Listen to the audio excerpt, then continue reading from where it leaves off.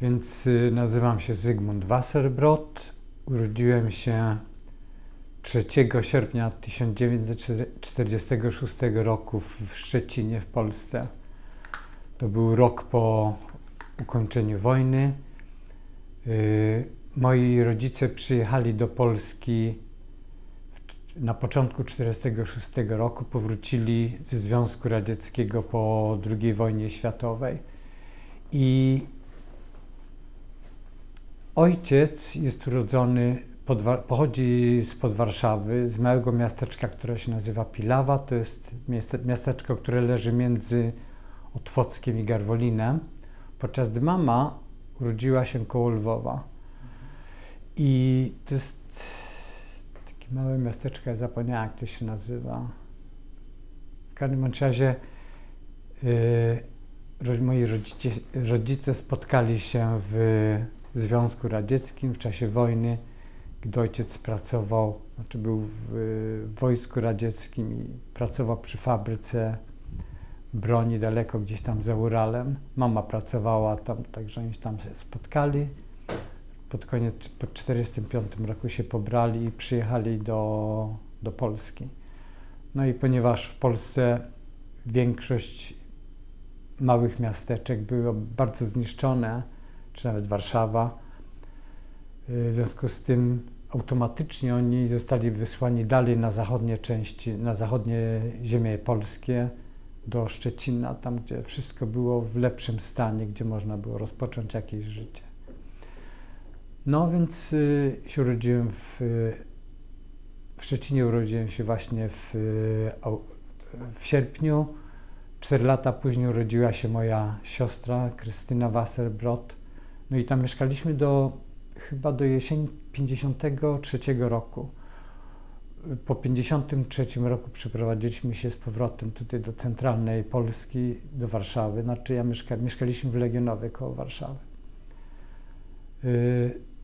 Jeżeli chodzi o te pierwsze lata w Szczecinie, to ja niespecjalnie pamiętam tego dużo. Pamiętam tylko, że mieszkaliśmy chyba pod 3 różnymi adresami w tych latach w Szczecinie i przez nasz dom przewijało się bardzo wielu jakichś znajomych rodziców. To byli właśnie znajomi, którzy albo przeżyli wojnę, przeważnie to były żydowskie rodziny, Żydzi polscy, którzy przeżyli wojnę albo na terenie Polski, albo właśnie w Rosji.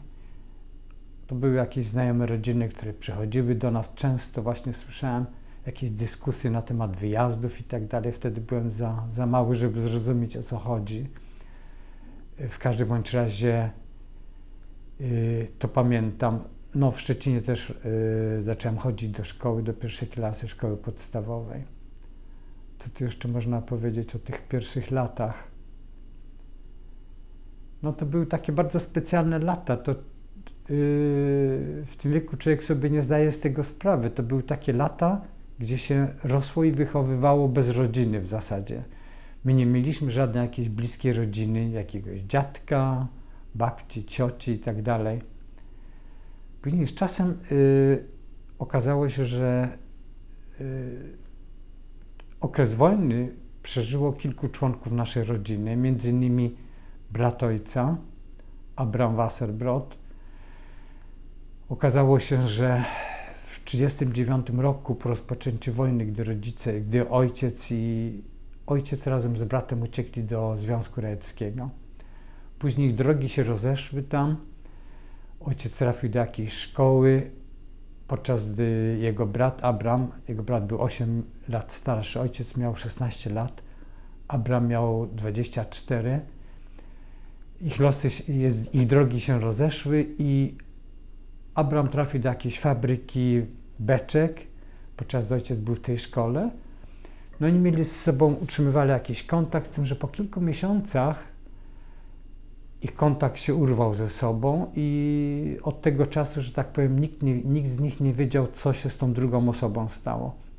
Później po wojnie okazało się, że Abraham wpadł na pomysł, że chciałby jeszcze zrobić coś, żeby rodzice z Polski uciekli razem z nim do Rosji I on starał się wrócić do Polski, żeby ich zabrać stąd. I jedną noc, gdy on był w Białymstoku, do tego mieszkania, gdzie on przebywał, zapukało NKWD, zaresztowało go i w ten sposób się jego kariera w Związku Radzieckim skończyła. Znaczy on został zaaresztowany i po chyba jakimś przesłuchaniu czy coś trafił do obozu pracy.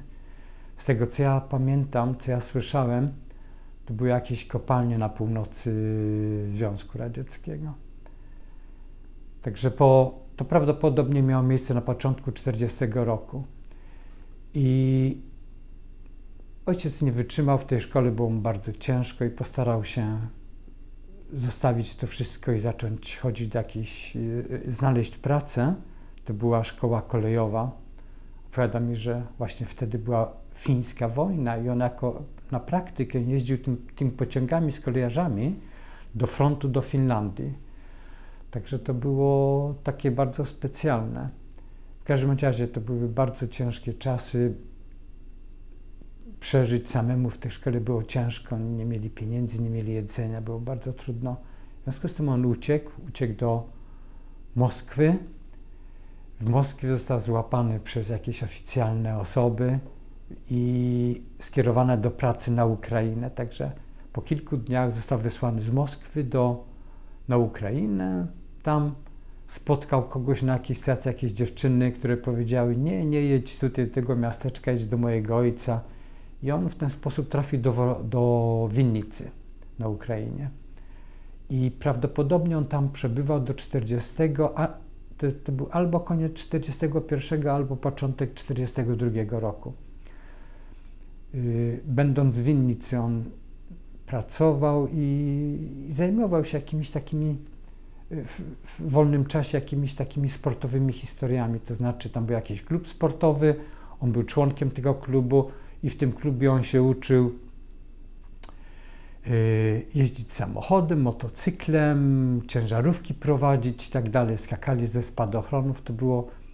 To wszystko było bardzo jakieś takie intensywne przygotowanie do służby wojskowej. I w 1941 roku, jak wojna wybuchła, to jakoś na ochotnika on się zgłosił do armii rosyjskiej i ja nie wiem kiedy, w każdym razie jego zmobilizowano do armii i ich wysłano na front. No ojciec miał szczęścia trochę, bo on miał tą praktykę z samochodami, w związku z tym zrobiono z niego kierowcę jakiegoś politruka, także on nie musiał na piechotę chodzić z tymi oddziałami wojskowymi. No po jakimś czasie słyszałem, że tam były pierwsze jakieś potyczki. Zanim oni dotarli do frontu, zostali zbombardowani, oddział został rozbity i tak dalej. Tak zaczęli się wycofywać, później trafili w okrążenie i armia radziecka otworzyła to okrążenie i te wszystkim oddziałom udało się wycofać stamtąd. Później gdzieś się oni spotkali w głębi Rosji, wszyscy byli zadowoleni, że przeżyli to. No i on w ten sposób zmienił swoją rolę tam i z tego, co ja pamiętam, ojciec opowiadał, że on był w jakichś oddziałach zwiadu. Na motocyklach oni wyjeżdżali w kierunku frontu niemieckiego wojska i oni patrzyli, gdzie co jest, według tych zadań, które mieli. Donosili tym swojemu dowództwu. No ojciec marzył też o tym, żeby zostać oficerem i w pewnym momencie, to prawdopodobnie było dosyć późno, prawdopodobnie 1942 rok, ktoś tam się zjawił w tych oddziałach i poszukiwał jakichś specjalistów i powiedział jemu: Mark Jakowlewicz, my tutaj organizujemy bardzo specjalne jednostki wojskowe, może chcesz być u nas? No, ojcu się marzyło o tym stopniu oficera, więc ten człowiek, okazało się później, że on też był Żydem, wytłumaczył ojcu, że średnia przeżycia oficera na froncie jest 2 tygodnie, więc prawdopodobnie on zrobi więcej pożytku, jak on się zgłosi do tych specjalnych oddziałów. I ojciec się zgłosił. No i wtedy jego zmobilizowano, został przerzucony do specjalnych oddziałów, oni się zajmowali transportami. przewozili z fabryk amunicji, z miejsca, gdzie produkowano broń, amunicję i broń na front. No i właśnie ojciec opowiadał, że w tym czasie, jak on przewoził kilka takich transportów, oni dotarli do Stalingradu i tam spotkał swoich kolegów z Winnicy, którzy zostali oficerami, którym on już nie zazdrościł tego stopnia oficerskiego. W każdym razie, już to był ostatni raz, on spotkał swoich kolegów z Winnicy no i później, że tak powiem, całe życie jego było bardzo samotne. I w tym miejscu, gdzie oni pracowali, czy którym podlegali, to była jakaś fabryka amunicji, broni. Oni mówili, że oni trenowali, że oni ćwiczyli. Tam była produkcja czołgów. Oni pomagali testować te czołgi, po jakichś poligonach jeździć tam z powrotem, sprawdzali, czy to były zwrotne, dobre historie, czy nie. Potem opowiadał, że tam mieli też jakieś takie zniszczone samoloty niemieckie. Ci inżynierowie przeglądali to wszystko, kopiowali i tak dalej, i tak dalej. Także w ten sposób on przeżył chyba do 44 albo 5 roku. Z chwilą, gdy front się bardzo odsunął od Wołgi i w głąb bliżej Polski, to jego zdemobilizowano. I on tam poznał mamę. Oni się pobrali w 1945 roku, już po zakończeniu wojny, i on przebywał właśnie na terenach wschodnich, dawnych polskich terenach wschodnich koło Lwowa, i stamtąd razem z mamą właśnie na początku 1946 roku powrócili do Polski, przyjechali do Szczecina. Z tego okresu pobytu w Szczecinie ja nie pamiętam tak specjalnie dużo. Ja pamiętam tylko, mieszkaliśmy bardzo blisko Odry. Tam były bardzo zniszczone te wybrzeża Odry, były zbombardowane. To był jakiś pas kilkuset metrów, gdzie tylko były gruzy. Później były normalne domy stałe, mieszkalne. Ze Szczecina pamiętam też, kiedyś ojciec chciał kupić coś od jednego pana, to była taka kuchnia elektryczna. Okazało się, że to była jakaś rodzina niemiecka, która tam mieszkała niedaleko, i oni opuszczali Polskę, emigrowali stamtąd. Ja nie znam żadnych szczegółów. Pamiętam właśnie wtedy po raz pierwszy jakoś spotkałem się z ludźmi, którzy mówili po niemiecku i po polsku, i ojciec rozmawiał z nimi, kupił od nich tą kuchnię, bo to była duża, ciężka historia, to wieźć ze sobą oni nie mogli. No i to się spotkałem trochę z innym światem. To był taki świat, o którym nie wiedzieliśmy, że w ogóle istnieje.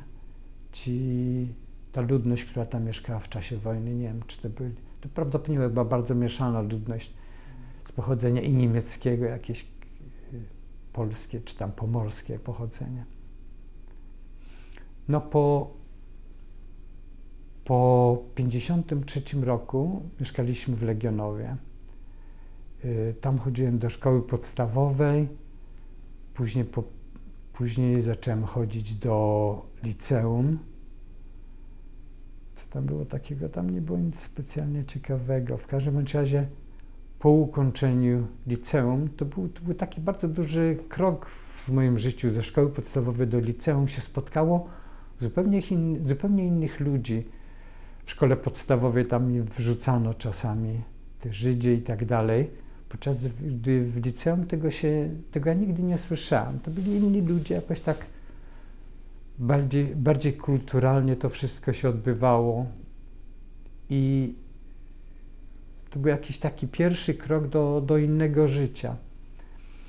Ja miałem zainteresowania jakieś techniczne, przedmiotami ścisłymi i zainteresowanie matematyką, fizyką. I w 1964 roku, po zrobieniu matury, zdałem na ten wstępne egzaminy na Politechnikę Warszawską na Wydział Elektroniki i tam studiowałem 5 następnych lat.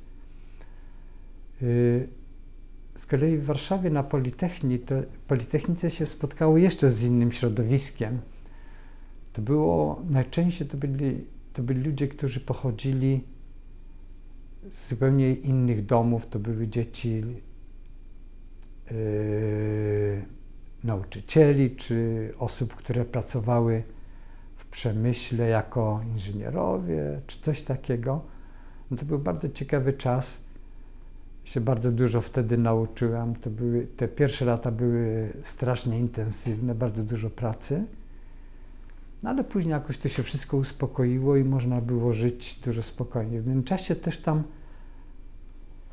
przed zakończeniem liceum się interesowałem sportem, grałem w siatkówkę. Trafiłem do klubu sportowego w Legionowie. Potem mój trener wyciągnął mnie stamtąd do innego zespołu sportowego, to się nazywało Mazowsze i graliśmy tam w siatkówkę. Także równocześnie ze studiami zajmowałem się sportem. W pierwszym roku to może trochę mniej, bo ze względu na to, że to było wszystko bardzo intensywne, to trzeba było zajmować się więcej nauką niż sportem. Później znalazłem czas na sport i tak dalej i mieliśmy o tyle szczęście, że ta nasza drużyna awansowała i pod koniec w 1968 roku weszliśmy do najwyższej ligi w siatkówce tutaj w Polsce, do pierwszej ligi. I to był właśnie takie przełomowe lata, bo w 1967 roku po wojnie sześciodniowej w Izraelu i sytuacja się bardzo zmieniła. Dotychczas to wszystko było takie sielankowe, jak gdyby wszystko było ok, wszystko funkcjonowało, człowiek się uczył nowych rzeczy, robił pewną karierę, a po 1967 roku to sprawy się zaczęły zmieniać. Mianowicie na początku, po marcu 1967 roku była taka atmosfera odwilży w pewien sposób. Większość ludzi była zadowolonych, Izrael wygrał wojnę, nasi Żydzi wygrali wojnę przeciwko Arabom, którzy byli sterowani przez Związek Radziecki. Jakoś ta niechęć do Związku Radzieckiego, do Rosjan powodowała, że bardzo wiele ludzi się cieszyło tym zwycięstwem Izraela, ale to była bardzo krótkotrwała historia, bo w marcu 1968 roku okazało się, że wiele ludzi jest niezadowolonych z sytuacji i później się okazało, że powodem tego są jacyś komandosi, jakieś inne grupy społeczne, przede wszystkim Żydzi. Ja pamiętam, pierwszy dzień po wydarzeniach marcowych, po 8 marca 1968 roku, jak się czytało gazety, słuchało radia czy oglądało telewizję, to napływ tych nazwisk żydowskich wspominanych w wiadomościach, ludzi, którzy brali aktywny udział w manifestacjach przeciwkorządowych i tak dalej, to większość tych nazwisk, które wymieniano, były jakieś takie nazwiska żydowskie. I to było takie szokujące, bo zdawałem sobie z tego sprawę, że tak mało Żydów, jak tutaj ja widziałem w życiu i taka duża ilość nazwisk żydowskich wymieniana w prasie czy w medii, to jest, coś się nie zgadza, coś jest nie tak. No i kilka dni później, czy kilka tygodni później był taki zjazd w Warszawie, zjazd związków zawodowych chyba w maju to było. I ja pamiętam, że Gomułka, który był pierwszym sekretarzem Komunistycznej Partii, miał przemówienie. I pamiętam, ja słuchałem w telewizji jego to przemówienie i z chwilą, gdy on powiedział o 5. kolumnie, to byłem wstrząśnięty. Ja zrozumiałem, że coś jest nie w porządku, że to nie tak, że życie się zmienia od tego czasu. Jeżeli chodzi o ten okres między 8 marca i majem, czy to może w czerwcu nawet było to przemówienie, to było bardzo ciekawe, bo 3 tygodnie po wydarzeniach marcowych dostałem, jak to się nazywa, kartkę z powołaniem na jakieś przesłuchanie na posterunek milicji tu w Śródmieściu.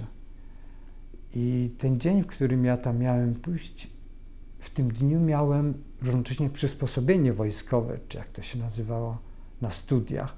Także byliśmy ubrani w mundury wojskowe, no i po zajęciach tych wojskowych przyszedłem na ten posterunek milicji. No, okazało się, jakiś cywilny człowiek czekał na mnie i tam zaczął rozmowę ze mną. I to była bardzo dziwna rozmowa, bo on nic mi nie zarzucił, nic nie powiedział. Kazał mi napisać na kartce, co ja widziałem na papierach, co ja widziałem w czasie marca. Więc ja jakoś byłem tak trochę oddalony od tych wydarzeń marcowych, bo z jednej strony mieliśmy bardzo, bardzo dużo pracy na studiach, a poza tym w tym roku moja drużyna walczyła o wejście do pierwszej ligi w siatkówce, więc żeśmy się zajmowali innymi rzeczami i ja przegapiłem tę historię wyłącznie ze strajkiem na Politechnice Warszawskiej. No więc tam napisałem coś temu panu, że widziałem jakieś ogłoszenia, które były przyczepione tam na tablicach i tak dalej. I ja później zrozumiałem, że jego to nie interesowało w zasadzie. Że on był bardziej zainteresowany tym, żebym ja rozpoczął współpracę z nim. Ja nie bardzo wiedziałem, ja chyba wspomniałem mu, że ja nie chcę współpracować z milicją. I on powiedział, że to nie jest milicja, że to jest MSW. No później, on mi kazał napisać tych rzeczach, które ja widziałem i kazał mi napisać na samym dole, że ja się zobowiązuję tego, że będę pomagał MSW i tak dalej. Ja powiedziałem, że nie chcę tego podpisać. No to była taka bardzo nieprzyjemna sytuacja. Tu ma się kolegów, ma się raptem donosić. To było bardzo niesmaczne. Powiedziałem mu, że nie chcę, więc on zaczął mnie przekonywać i w końcu kazał mi napisać, że jeżeli zobaczę jakieś sprawy, które są antypolskie i tak dalej, to wtedy przyjdę na policję, na milicję i zgłoszę to. Ja mówię, okej. A w ogóle to było trochę, to miało formę szantażu, bo on powiedział, że on mnie nie wypuści, jak ja nie podpiszę tych papierów. Godziny były bardzo późne. Godzina chyba była 9, 10 wieczorem. Także jak ja to podpisałem, tą historię, napisałem, że z chwilą, gdy zobaczę jakieś antypolskie incydenty i tak dalej, ja zgłoszę to na milicję, to on mnie wypuścił i wtedy mogłem przyjechać do Legionowa ostatnim pociągiem w ogóle, który był w tym dniu. I tak się składało, że dzień później rozpoczynały się nasze wakacje na wielkanocne. Więc ja szybko pojechałem do Sopotu, moi rodzice byli rozwiedzeni, ojciec mieszkał w Sopocie i od razu ja mu powiedziałem, co się stało. No on się bardzo zdenerwował i powiedział, słuchaj, powiedz wprost temu człowiekowi, że ty nie masz czasu go spotykać, jesteś zajęty szkołą, nie masz czasu i zrób koniec. I rzeczywiście on mi wyznaczył spotkanie, to było gdzieś niedaleko Starego Miasta. On mnie zaciągnął do jakiejś restauracji czy coś takiego. Ja mu wtedy powiedziałem, że jestem niezainteresowany tym, ja nie mam czasu. I jego reakcja była taka, mówi, widzę, że pan z rodzicami na ten temat rozmawiał. Więc ja nie komentowałem tego. I tak się skończyło, że tak powiem, nasze spotkanie. To było pierwsze i ostatnie. I później zobaczyłem, że jakieś dziwne historie, kilka miesięcy później, jakieś dziwne historie się zaczynają. Nasza drużyna wygrała kwalifikacje do pierwszej ligi. Weszliśmy do pierwszej ligi i raptem okazało się, że możemy wyjeżdżać za granicę z zespołem, z drużyną. I pierwszy taki wyjazd był do Jugosławii. No ja się strasznie cieszyłem. Jeszcze miałem sesję przed sobą w 1968 roku, sesję letnią i pojechaliśmy do Jugosławii. Po tygodniu wróciliśmy. Ja zdałem te wszystkie egzaminy i raptem w sierpniu następny wyjazd za granicę do Związku Radzieckiego, do Rygi, do Łotwy. No więc szybko drużyna się ze mną skontaktowała, byłem w Sopocie, kazali mi wrócić szybko rozpoczynamy treningi przed wyjazdem. No i z chwilą, gdy podpisaliśmy wszystkie papiery, złożyliśmy, to ja dostałem odmówienie. Byłem jedyną osobą w drużynie, która nie dostała pozwolenia na wyjazd do Rosji, do Rygi. No ja zrozumiałem, o co chodzi. Zrozumiałem, że jakaś jest zemsta prawdopodobnie Ministerstwa Spraw Wewnętrznych, że to nie funkcjonowało tak szybko, tak że oni przeoczyli mój wyjazd do Jugosławii, podczas gdy ten wyjazd do Estonii, do Łotwy, to został zablokowany. No i mi było bardzo przykro. Mój kierownik drużyny powiedział, że jak on składał nasze papiery tam w komendzie wojewódzkiej, to wprost pytano go, czy on musi pojechać z wami na ten wyjazd. No prawdopodobnie kierownik powiedział, że on nie musi, albo nie wiem jak tam było. W każdym razie nie dostałem pozwolenia. No to był jakiś taki drugi szokujący moment i szybko zostawiłem drużynę, pojechałem do ojca z powrotem i żeśmy postanowili, że ja postaram się odwiedzić, pojechać do rodziny. Ojciec miał kuzyna, który mieszkał w Kijowie. To był jednym z 3 kuzynów, którzy przeżyli wojnę i wracając do Polski z Rosji, to znaczy po wojnie, on spotkał jakąś kobietę w Rosji, się zakochał, pobrał się z nią i później mieszkał w Kijowie. My kiedyś ich odwiedziliśmy. W każdym razie ojciec mówi, spróbujemy pojedziesz do Rosji. I Lowa, się nazywał Lowa Schwarzstein, on wysłał mi wszystkie papiery, które były potrzebne, podpisane przez władze tam rosyjskie i tak dalej, na wyjazd. Ja złożyłem następne podanie pod koniec sierpnia chyba to było, o wyjazd do Rosji i dostałem następną odmowę. Znaczy to już była osobista odmowa, nie odmowa drużynowa. No i wtedy się rozpoczął taki okres, gdy to 3 miesiące, po 3 miesiącach miałem możliwość, znaczy składało się podanie, później dostawało się odwołanie, ja mogłem się odwoływać do wyższych instancji, do wyższych władz. Ja się odwoływałem od tej poprzedniej decyzji i czekałem następne 3 miesiące na ich decyzję. No i cały czas dostawałem odmowną odpowiedź i motywacja tego była jakimś numerem, jakimś specjalnym paragrafem i czytając co ten paragraf, co ten numer paragrafu oznacza, to oznaczało, że z bardzo poważnych jakichś państwowych powodów i tak dalej, oni nawet odmawiają mi ten wyjazd i nie muszą mi tłumaczyć dlaczego. Mi się wydaje, że ja to tak składałem te podania do 69 roku, do wiosny 69 roku. W 68 roku po lecie spotkałem się z następną historią. Kilku z moich kolegów na studiach na elektronice zostało zaresztowanych w czasie marca. Między innymi kolega Henryk Rubinstein, który w tej chwili mieszka w Szwecji, w Göteborgu.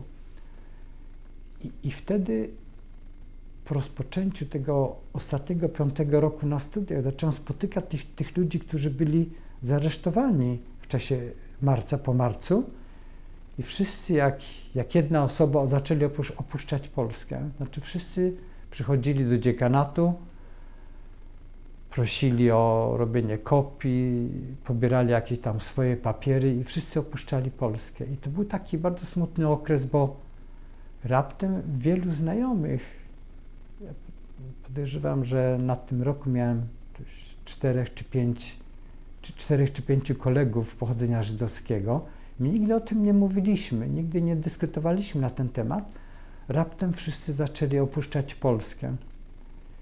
Między innymi tam była koleżanka Ania, która była strasznie zdolną, to była jedna z najzdolniejszych dziewczyn, które ja znałem w życiu. Była bardzo zdolną matematyką. I Ania przychodzi i mówi mi, że Zalecka, Ania Zalecka i mówi, że ona jest Żydówką, opuszcza Polskę. Ja bardzo byłem zdziwiony, nigdy nie mówiliśmy na ten temat, nie zdawałem sobie z tego sprawy, że ona była Żydówką. No i ona mi zaczęła opowiadać o jakichś takich przejściach osobistych, które ona miała ze swoimi chłopcami i tak dalej.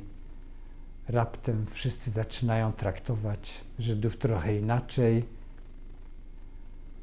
Ktoś w rodzinie jej chłopca pobierał się, oni dostali zaproszenie na wesele, no i raptem ten chłopiec zwraca się do niej, słuchaj, ta rodzina jest bardzo antysemicka cały czas.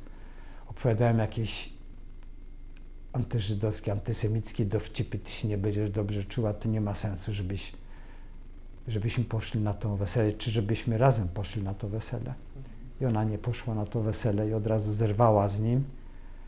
I między innymi to był jeden z wielu powodów, dla których ona postanowiła wyjechać z Polski i raptem się zobaczyło, że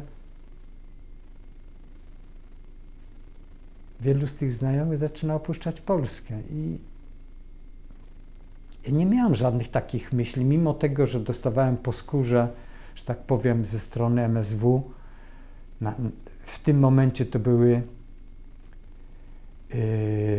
jakieś takie osobiste historie. To jeszcze nie było takie najgorsze, bo wiele osób nie mogło wyjeżdżać z Polski. Ale później w 1996 roku, jak się zbliżył okres sesji, to ja dostałem jakieś powołania od urzędów wojskowych. W jednym z nich dostałem skierowanie na badania lekarskie i to mnie bardzo zdziwiło, bo nikt z moich kolegów na roku nie wspominał o czymś podobnym. To było tu na ulicy, tuż przy Politechnice, był jakiś szpital wojskowy, tam zrobiono badania i jeden z lekarzy, wypełniając tam te swoje papiery, pyta mnie o zawód, ja jestem studentem i on podnosi głowę, patrzy na mnie, mówi, studentem? Ja mówię, tak, a czy to coś niezwykłego? On mówi, no nie. Następny lekarz, to sama historia, był bardzo zdziwiony, że jestem studentem i ja zostałem zaszokowany trochę, o co tu chodzi. Później rozmawiałem z kolegami na studiach, im opowiadałem o tym i nikt z moich kolegów nie otrzymał podobnych skierowań. Później też dostałem jakieś powołanie z mojego okręgowego, wojskowego dyrektoratu, czy jak to się nazywa, gdzie też zaczęto mnie przygotować do tego. No i wtedy zrozumiałem, że wprost mi ktoś powiedział, że po prostu ty dostaniesz powołanie do wojska teraz. No i ja zrozumiałem, że z chwilą, gdy ja dostanę powołanie, to jestem zupełnie obcięty, że poznałem jakieś wysokie tajemnice wojskowe i jestem zupełnie zamknięty i nie będę miał żadnej możliwości wyjechać, nie tylko do Związku Radzieckiego, ale w ogóle. Ale przepraszam, i wtedy, bo jakby pan, jeśli chodzi o wyjazd do tego krewnego, do Kijowa, to jest w momencie... To była jesień 68 roku. Właśnie wtedy, kiedy dzieją się te wszystkie historie z tymi badaniami i tak dalej. Nie, badania rozpoczęły się trochę później, na wiosnę 68 roku. I to było o tyle 69. I to było o tyle specjalne, że w 68 roku zakończyliśmy studium wojskowe. To był nasz ostatni obóz specjalistyczny. Na tym studium, na zakończenie tego studium składaliśmy egzaminy. Miałem egzaminy z 6 przedmiotów. My należeliśmy, ponieważ to była elektronika w Warszawie, należeliśmy do jakichś oddziałów łączności i w Białobrzegach pod Warszawą w jakiejś jednostce wojskowej mieliśmy to ostatni obóz. Na zakończenie tego obozu składaliśmy egzaminy. Pamiętam, że egzaminy były z 6 różnych przedmiotów. No, jak się obóz zakończył, to dostałem nagrodę 5 osób dostało nagrodę na zakończenie tego wojska, między innymi ja. To była w nagrodzie, to była książka napisana plutonowemu podchorążemu Zygmunt Wasserbrod za bardzo dobre wyniki w nauce. To było bardzo ciekawe, bo później się okazało, jak dostałem dyplom, że z 6 przedmiotów dostałem 5 piątek i 1 czwórkę. I średnia egzaminu była 4. I tak sobie później skojarzyłem, że nie wiem, jak oni tą średnią wyliczyli, w każdym bądź razie zrobili mnie kapralem podchorążym z powrotem. Ja miałem stopień kaprala i nie zrobiłem tego awansu na plutonowego. I wtedy się zorientowałem też, że ktoś włożył swoje, znaczy się zainteresował tymi rzeczami i zmienił coś w tych świadectwach i że tak powiem, dostałem tą 4, a nie 5 i zrobiono ze mnie z powrotem kaprala, podczas gdy ja byłem planowany zostać plutonowym. Dostałem nagrodę i tak dalej. I wtedy zrozumiałem, że to jest brudna robota jakichś politruków, którzy, że tak powiem, nie chcą przepuścić niewłaściwych ludzi znaczy pomóc czy wyróżniać. I to był 68 rok. I po tym okresie zaczęły się te historie z zakazami wyjazdu do Rosji. W 68 roku to było więcej, zaczęły się, dostałem te powołania do wojskowych, na wojskowe badania, później do tego oddziału wojskowego i zrozumiałem, że ktoś mi jakąś, jakby to powiedzieć, śrubę chce przyłożyć, żeby mnie uziemić zupełnie w Polsce i to był jakiś taki następny alarmujący dzwonek, że coś się dzieje, coś jest nie w porządku. I do tego spotkałem kolegę. Miałem, pamiętam, ostatni egzamin. Jeden z kolegów, przychodzę do jednego laboratorium, tam stoi jeden z kolegów i on mnie pyta, czy ty wyjeżdżasz? Zbierasz się na wyjazd? Ja zrozumiałem, o co jemu chodzi, ale myślałem, że to jakaś prowokacja, więc zacząłem udawać, że nie rozumiem jego słów i on od razu zmienił zmienił tą rozmowę i mówił, że słuchaj, moja matka jest Żydówką, ja wyjeżdżam z Polski i tak dalej. No i ten chłopiec się nazywał Henryk Tureniec i od tego czasu jakoś tak zacząłem z nim bardzo dużo rozmawiać na ten temat. On mnie informował o jakichś planowanych zmianach tutaj w Polsce, jakichś ograniczeniach i tak dalej. Zdałem ten ostatni egzamin i pojechałem też do ojca, do Sopotu i powiedziałem mu o tym. Ja pamiętam, że jedną z jakichś takich rzeczy, o których mówiono, to jest wprowadzenie opłaty za studia, za szkoły. Z chwilą, gdy się chce opuścić Polskę, trzeba będzie płacić tyle, to i tyle pieniędzy, nie wolno będzie robić tego, owego, siego. Ja powiedziałem to ojcu i ojciec to strasznie przeżył. Mówi, słuchaj, nie wierzę, żeby oni się odważyli zrobić coś takiego, wprowadzić tego rodzaju prawa. Tego nie ma w żadnym cywilizowanym kraju. Ale mimo wszystko przez znajomych spytał swoich starych znajomych, którzy mieli kontakty w komitecie centralnym, czy to jest możliwe w ogóle. I on dostał potwierdzenie, że rzeczywiście tutaj są plany, są ludzie, którzy chcą doprowadzić do tego, żeby wprowadzić tego rodzaju przepisy. Ta osoba, która mi powiedziała, to była jakaś stara działaczka komunistyczna, która się nazywała Celina. No nie pamiętam, każda ona, mi się wydaje, że ona była członkiem Komitetu Centralnego w 50 latach. Także od czasu, gdy dostaliśmy to potwierdzenie, to sprawa się zupełnie zmieniła i postanowiliśmy, że trzeba też wyjechać, że to jest ostatnia szansa, jeżeli się spóźnimy miesiąc, 2 miesiące, to będzie wszystko obcięte. Ja rozpocznę jakąś służbę wojskową, tam będę ograniczony po tej służbie po 2 czy iluś latach, nie będę nie będę mógł zupełnie Polski opuścić i to był jakiś taki okres paniki i okres, gdy trzeba było bardzo szybko podejmować decyzje. Więc ja wróciłem wtedy z Sopotu i skontaktowałem się z kolegą, z Henkiem. On mnie poinformował, w jaki sposób te rzeczy można załatwiać, gdzie trzeba składać podanie, o co i tak dalej. I ja zacząłem biegać po wszystkich urzędach w Warszawie, składałem podania o pozwolenie na wyjazd do Izraela. No i po dość krótkim czasie ja dostałem wszystkie papiery podstemplowane i tak dalej. Złożyłem to w tej wojewódzkiej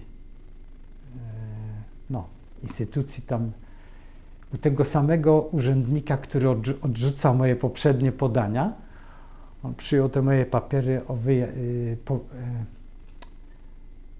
z prośbą o wyjazd do Izraela i mówi: nie ma problemu, za 3 tygodnie pan dostanie pozwolenie. Ja się strasznie zdziwiłem, to było dla mnie trochę niesłychane. Mi nie pozwolono wyjeżdżać, odwiedzić rodzinę w Związku Radzieckim, zabroniono mi, podczas gdy na wyjazd na zachód nie ma problemu, 3 tygodnie pan dostanie pozwolenie. I to było o tyle dziwne, że ten człowiek powiedział mi to, nie zaglądając do żadnych akt, niczego. I rzeczywiście tak się stało. Po 20, ja myślę, że po 2 tygodniach dostałem pozwolenie na wyjazd. Także to było strasznie szybko i mimo tych wszystkich innych poprzednich zakazów, to dostałem pozwolenie, mogłem wyjechać.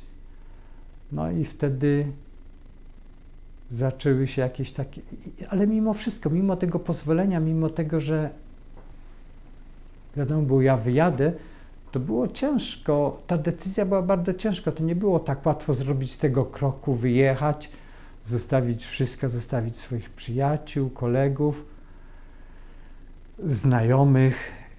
Jeszcze miałem nieskończone studia i właśnie pamiętam wtedy, jak ja byłem na tym posterunku tej milicji, czy co to było, gdzie odbierałem pozwolenie, to ten człowiek powiedział: o, pana ojciec robi tutaj takie rzeczy w Polsce. A to było właśnie wtedy, gdy on przyjmował moje podanie o wyjazd. I to było jakimś takim przełomowym momentem, bo z chwili, gdy on mi to powiedział, to ja zrozumiałem, że te historie się nigdy tu nie zmienią, że oni zawsze będą patrzyli na nas tutaj jak na coś brudnego, na coś gorszego, na coś, co im przeszkadza w Polsce. I po usłyszeniu tej frazy jakiś taki kamień z serca mi upadł. Ja zrozumiałem, że ja postępuję właściwie, że ja dobrze robię, że powinien opuścić Polskę. Ale przepraszam, bo o co on miał na myśli, mówiąc, że pana ojciec robi? Ja nie wiem, on nic nie, prawdopodobnie chciał mi zasugerować, że ojciec, a to było o tyle ciekawe, że on przyjął podanie o mnie, nie wiedział, kim ja jestem, niczym, znaczy nic nie wiedział o mnie, z tym podaniem później zostawił to gdzie indziej, także to był jakiś taki sposób, chyba próba wyżycia się na kimś innym, sugerowanie, że Żydzi tutaj dokuczają wszystkim, Żydzi, że całe zło, które jest w Polsce, to jest źródłem tego są Żydzi. Nie wiem, co on tam miał na myśli. W każdym razie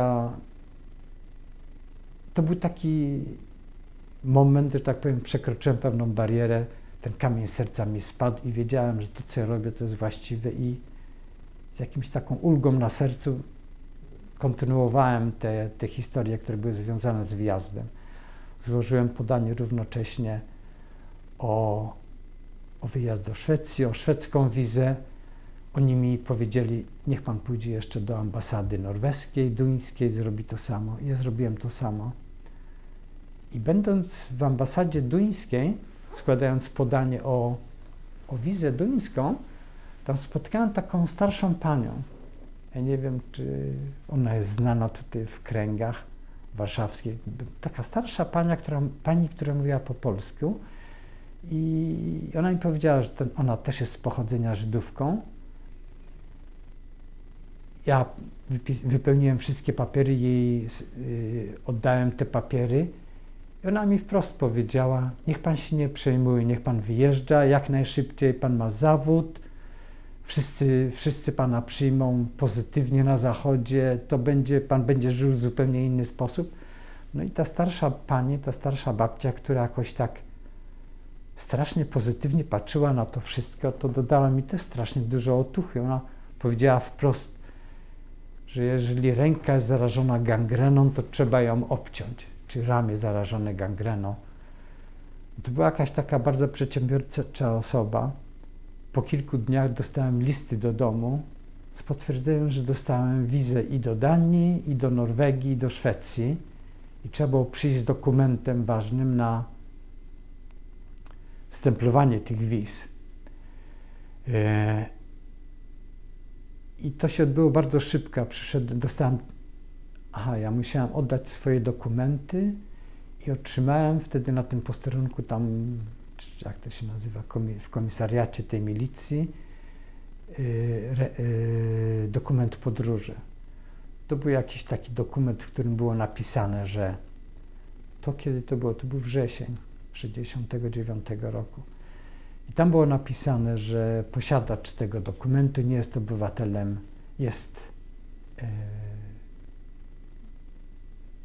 nie ma żadnego obywatelstwa, jak to się mówi po polsku, no chyba tak, coś takiego, nie jest obywatelem polskim, w każdym bądź razie dokument jest wydany w tym dniu i ja muszę opuścić Polskę najpóźniej 10 października 1969 roku. I miałem chyba 3 tygodnie niecałe do opuszczenia Polski. Także rozpoczęły się jakieś takie techniczne historie, co tu kupić ze sobą za resztkę tych pieniędzy, które się mam, żeby można było wyjechać, zabrać rzeczy, które mi będą potrzebne tam, ciepłe ubrania, jakie książki można zabrać i wtedy też się człowiek zaczyna potykać o następne problemy, mianowicie tutaj rozpuszczano wiadomości w Warszawie, że jak wyjeżdżasz, to tobie wolno zabrać ze sobą tylko 3 talerze, 3 widelce, 3 łyżki, 3 noże. I ja pytałem tych ludzi, dlaczego tak jest. Ci celnicy mówią, dlatego, że pan nigdy w Polsce nie pracował i pan nigdy nie zarobił pieniędzy na to, żeby kupić sobie komplet sztućców czy coś takiego. I otrzymałem wtedy też termin przyjścia na dworzec gdański, czy gdzie tam były te hale, żeby oddać bagaż na wyjazd. I to był bardzo długi termin, także miałem kilka wolnych dni, wróciłem do Sopotu. Ojciec mówi, wiesz co, ja tutaj zadzwonię w Gdańsku do Urzędu Celnego, zobaczymy. I Urząd Celny w Gdańsku powiedział, nie ma problemu, pan może przyjść z tymi rzeczami, kiedy pan chce. No, czy są jakieś ograniczenia wywozowe? No, oczywiście były ograniczenia typu nie wolno było starych, wartościowych rzeczy wywozić, starych książek, obrazów, jakichś innych rzeczy. Książki, które chciało się wywieźć, to musiały być nie starsze niż ileś tam lat. Jeżeli coś było starszego, to trzeba było mieć zaświadczenia ze specjalnych jakichś takich miejsc, że ta książka nie jest wartościowa, czy coś takiego. No w każdym razie tam w Sopocie wszystko, czy to było w Gdańsku, wszystko załatwiliśmy w przeciągu kilku dni, nie było żadnych problemów. Ja miałem ze sobą mój komplet sztućców do Szwecji. Wysłałem 3 walizki i tydzień czy ileś tam później wyjechałem sam. Wyjeżdżałem do Szczecina, później na prom do Szwecji i do Illstatt. I wyjechałem do Illstatt 9 października, także dzień przed tym dniem, w którym musiałem opuścić Polskę, ostatnim dniu pobytu w Polsce. No i w ten sposób moja kariera w Polsce się zakończyła. Wtedy się rozpoczęło życie w Szwecji, które były związane, znaczy miały inne jakieś takie, wyglądało zupełnie inaczej. No co ja jeszcze chciałbym tutaj dodać do tego, że zapomniałem wspomnieć o tym, że właśnie jak mieszkaliśmy w Szczecinie, to w jakiś sposób, poza tym, że jakieś inne rodziny przewijały się przez nasz dom, to raptem moi rodzice odnaleźli krewnego, to znaczy ojciec odnalazł brata swojego rodzonego, z którym stracił kontakt w Rosji w 1940 roku. Ojciec wspominał mi kiedyś, że Abram, jego starszy brat, wysyłał do niego listy, bardzo narzekał na to, że tam jest ciężko w tej Rosji i coś jest nie tak. No, on zniknął po tych historiach, po tych skargach. Okazało się, że on chciał wrócić do Polski, zabrać ze sobą rodziców z Polski do Rosji. I będąc w Białymstoku, on został zaresztowany przez NKWD. Po tych przesłuchaniach wysłano go do obozu pracy i mimo tego, że tam było bardzo ciężko, to miał trochę szczęścia, bo w tych obozach pracy były oddziały polskie, znaczy tam też uwięzieni byli Polacy, którzy zostali zaresztowani przez armię rosyjską po zajęciu wschodnich terenów polskich. Ich wywieziono w głąb Rosji i do tych obozów pracy. I on razem z tymi żołnierzami siedział do 1941 roku w tych obozach pracy. Jak wybuchła wojna w czerwcu, to chyba było w czerwcu, Niemców ze Związkiem Radzieckim, to zaczęto organizować oddziały polskie, które ewentualnie po stronie Rosji by brały udział w walce z Niemcami. I mojego wujka, brata ojca, wypuszczono razem z tymi żołnierzami polskimi. On się zgłosił na ochotnika, że on będzie brał udział w tym wojsku. Później z tych oddziałów sformowano wojska Andersa. Ja nie wiem, kiedy to było, czy to było koniec 1941 czy początek drugiego roku. Oni zostali wysłani gdzieś na południe Rosji, tam się organizowały te oddziały. No i Abram dostał przeszkolenie, został artylerzystą i razem z tymi oddziałami później opuścił Polskę. Ja nie pamiętam, jak to było, w każdym razie tam były jakieś problemy. Przywódcy tych oddziałów żądali od Rosji też oddania, wypuszczenia z więzienia swoich oficerów. Okazało się, że ich nie ma. I później, żeby mieć święty spokój, odpuszczono tych żołnierzy, to znaczy pozwolono im, zrobiono, oni weszli w oddziały w armię angielską, opuścili Rosję przez Iran i tam Syria i tak dalej, czy Irak do Palestyny i w Egipcie. Także Abram, on przeszedł całą tą drogę z oddziałami Andersa. Będąc w Egipcie i w Palestynie, on spotkał swoją rodzinę. W 30 latach jakiś kuzyn ich opuścił Polskę. Był w ramach, chciał swoje marzenia sionistyczne jakoś tak przeżyć, opuścił Polskę i on go spotkał tam w Palestynie. I ten jego kuzyn wciągnął Abrama w jakieś takie grupy Hagana. No i Abram zdezerterował z wojska i przebywał z tymi oddziałami Hagana. Jak się wojna skończyła, w maju, to on się, jak to się mówi po polsku, zgłosił, powiedział, że on tutaj uciekł z oddziałów polskiego wojska i tam dostał pozwolenie na pobyt w Palestynie. Niemniej mimo tego pod koniec 1946 roku on rozpoczął szukać rodziny i odnalazł swojego brata, mojego ojca. I on postanowił wrócić do Polski. I prawdopodobnie na początku 1947 roku Abram, po odnalezieniu ojca za pomocą angielskiego Czerwonego Krzyża, powrócił do Polski przyjechał do nas do Szczecina. On nie miał specjalnego znaczy, on był krawcem. No i automatycznie wyprowadził się po jakimś czasie od nas do Łodzi, gdzie rozpoczął swoje własne życie. No i od czasu do czasu on przyjeżdżał do nas. Ja pamiętam, żeśmy wjeżdżali nad morze na wczasy razem. I nie wiem, on był taką bardzo, bardzo ciekawą osobą, bo nigdy się specjalnie dużo nie mówiło o tym, co on przeżył, co on zrobił. No mimo tego, no dzisiaj, jak się zastanawiam nad tymi czasami, tak nie bardzo zrozumiałem, jak on powrócił do Polski. Powrócił do Polski, tutaj nie było przy życiu żadnych członków rodziny, żadnej rodziny nie mieliśmy, wszyscy zginęli. Ojciec nie miał żadnych kolegów, nic, także to nasze życie było bardzo samotne. I co to była za siła, która spowodowała, że Abraham powrócił tutaj? No niestety nigdy nie miałem okazji go zapytać, bo on zmarł w 1957 roku.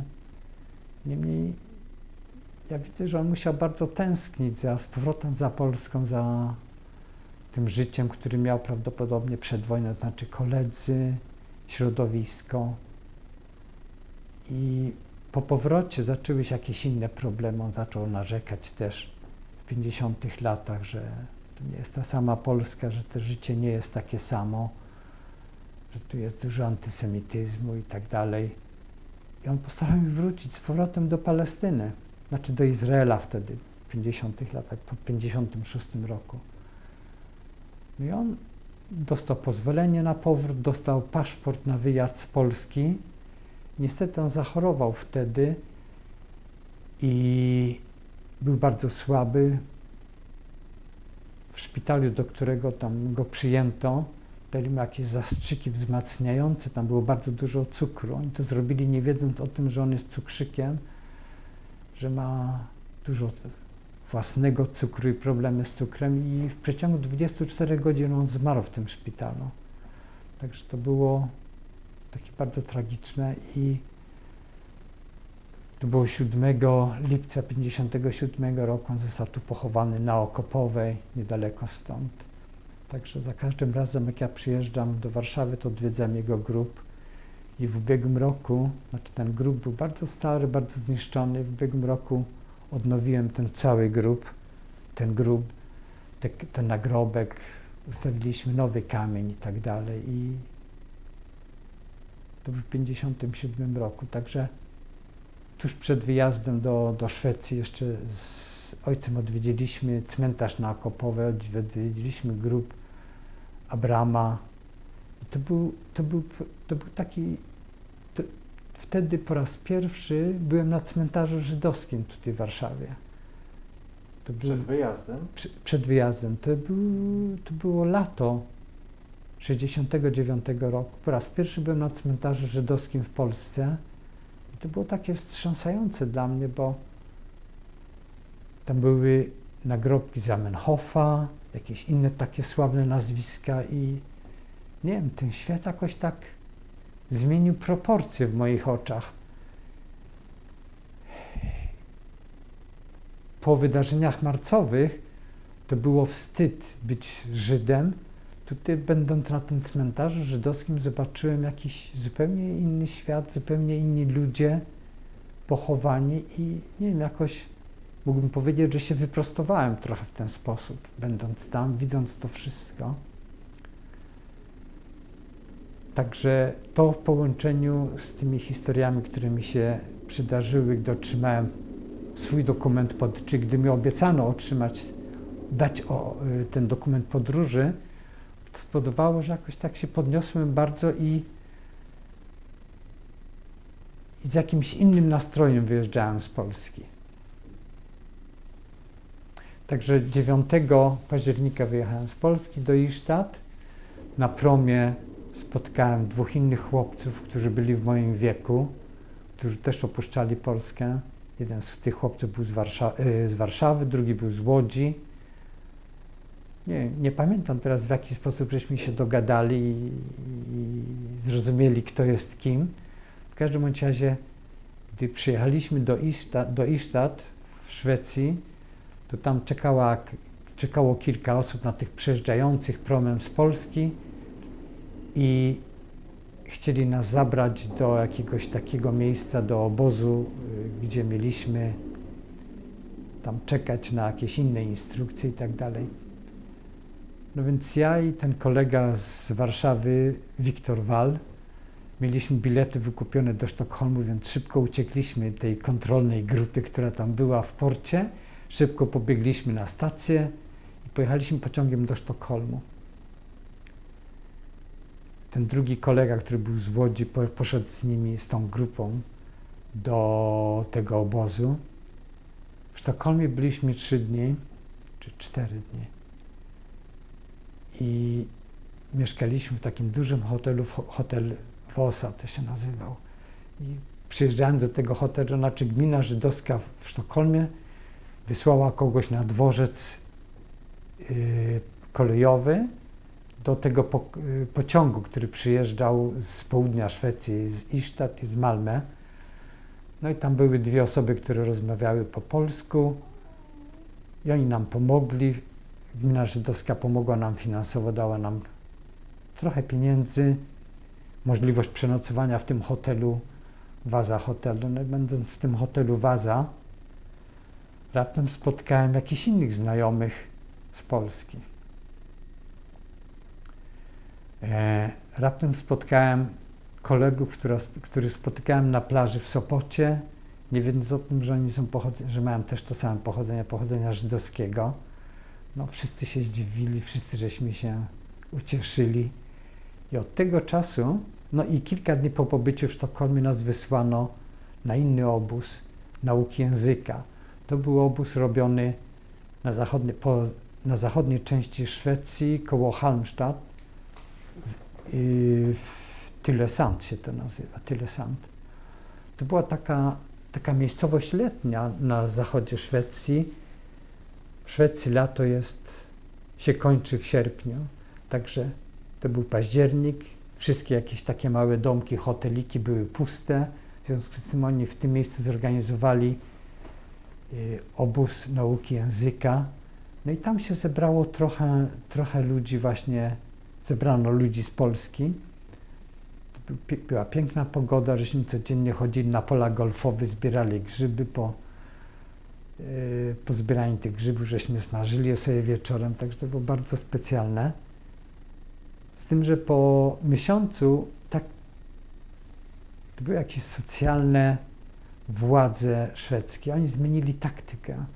Zrobili tak, że oni wybrali z tej grupy ludzi, z tych grup, które były w tych różnych obozach, ludzie, którzy studiowali, czy mieli wyższe wykształcenie, inżynierzy, lekarze i tak dalej.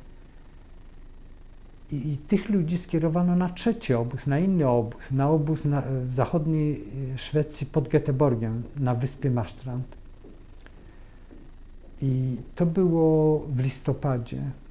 Nas wywieziono autobusem, te osoby, studentów i tak dalej, wysłano do tego obozu w Marstrandzie. Przyjechaliśmy do Marstrandy, to była taka wyspa, która ma trochę żydowską tradycję. Nie wiedzieliśmy jeszcze wtedy o tym.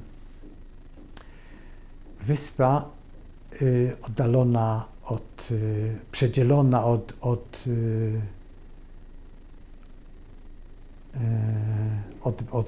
tego stałego, od lądu, oddzielona zatoką.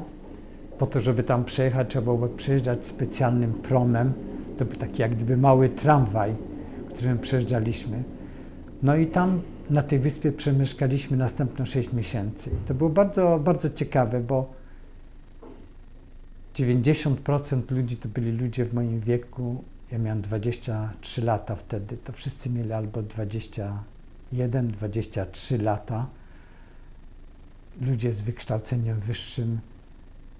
Tam było kilku profesorów z nami, medycyny, jakichś innych młodych ludzi, którzy skończyli właśnie medycynę czy pracę naukową na Uniwersytecie Warszawskim. I wtedy zaczęły się zaciągać jakieś takie bardzo silne więzi między nami. wielu z tych osób się znało z jakichś poprzednich środowisk, na przykład z Warszawy, czy z Łodzi, czy z Krakowa i tak dalej. Ludzie zaczęli się niepokoić o tą swoją przyszłość. Szwedzi powiedzieli, nie przejmujcie się, wszystko zorganizujemy, tylko to będzie w czasie. Ci ludzie, którzy mieli mniej, że tak powiem, znaczy byli bardzo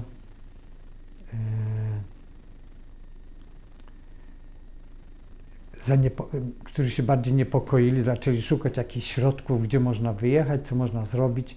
Niektórzy z nich dostali od razu odpowiedź pozytywna, na przykład z Niemiec. Proszę bardzo, możecie przyjeżdżać do Niemiec, w tym możecie pracować jako lekarze bezpośrednio, bez jakichś ekstra egzaminów, bez egzaminów, bez studiów. Ja pamiętam, że między nami był jakiś profesor medycyny, chyba z Łodzi. On dostał od razu pracę na uniwersytecie w Niemczech, także cała jego rodzina zwinęła, że tak powiem, swoje bagaże. Oni wjechali do Niemiec i powoli ludzie zaczęli też się rozjeżdżać. Ktoś znalazł jakieś kontakty w Stanach Zjednoczonych, czy nawet do Izraela, czy w Anglii, we Francji. Jacyś ludzie zaczęli opuszczać nas, rozchodzić się. No, niemniej większość z nas przesiedziała do lata ten obóz, czy do czerwca 70 roku. Na początku 70 roku dostaliśmy możliwość skontaktowania się z uczelniami w Szwecji, czyli na przykład z Uniwersytetem w Göteborgu, czy Politechniką w Göteborgu. No ja odwiedziłem, dostałem możliwość spotkania profesora, rozmawiałem z nimi, no i stwierdziłem, że ja bym nie chciał się zajmować elektroniką, jakoś bardziej matematycznymi historiami. Także po chwili, gdy ten obóz językowy nam się zakończył, znaczy to było o tyle ciekawe, że ten obóz był bardzo intensywny, szwedzki, ale pod koniec tego obozu zrobiono nam naukę angielskiego, tylko angielski był. Także przystosowano nas do jakichś takich warunków szwedzkich, gdzie po zdaniu matury, ukończeniu liceum wszyscy znają angielski i tak dalej. I ten obóz zakończył się językiem angielskim.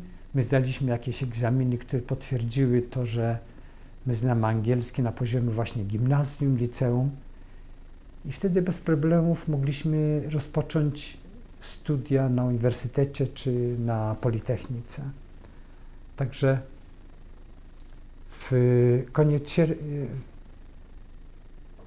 na początku czerwca opuściliśmy tą wyspę Marstrand, przyjechaliśmy do Göteborga, dostałem mieszkanie w akademiku i we wrześniu zacząłem studia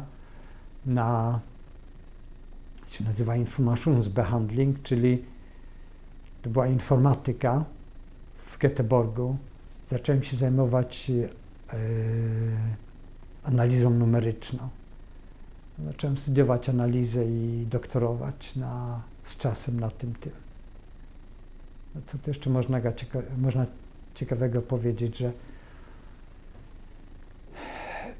w tym czasie główną pomoc, którą otrzymaliśmy w Szwecji, to była taka oficjalna pomoc ze strony Urzędu Socjalnego w Szwecji, ta nauka języka, mogliśmy przeżyć. Później zaczęliśmy żyć, tak powiem, musieliśmy pożyczyć pieniądze na życie, na studia i to wszystko było zorganizowane i cała ta pomoc była taka normalna, tak wszyscy inni Szwedzi mogą dostać tą pomoc w Szwecji. Także to nie była gmina żydowska. Po przyjeździe do Göteborga mieliśmy więcej kontaktu z tą gminą żydowską. Spotkaliśmy młodzież żydowską i to było bardzo ciekawe, bo wtedy okazało się, że tutaj istnieje świat, z którym nigdy ja nie miałem osobiście kontaktu w Polsce z jakimiś gminami żydowskimi czy coś. Ja nigdy nie miałem nic wspólnego z tym towarzystwem, z Teskarzetem czy coś. Nigdy nie byłem, znaczy raz byłem na jakiejś kolonii, ale podczas gdy moi koledzy jeździli, których poznałem w Szwecji, na kolonie żydowskie i tak dalej, to ja nigdy nie brałem w tym udziału. Także to był mój pierwszy kontakt z gminą żydowską i to było bardzo ciekawe, bo oni nas przyjęli bardzo, bardzo serdecznie.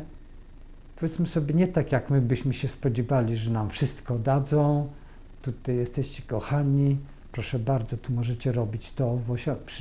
Przywitali nas bardzo serdecznie i z jakimiś otwartymi rękami i chcieli nas wciągnąć do tej gminy żydowskiej. My poznaliśmy młodzież żydowską, ale jakoś tak, ja widzę to, po czym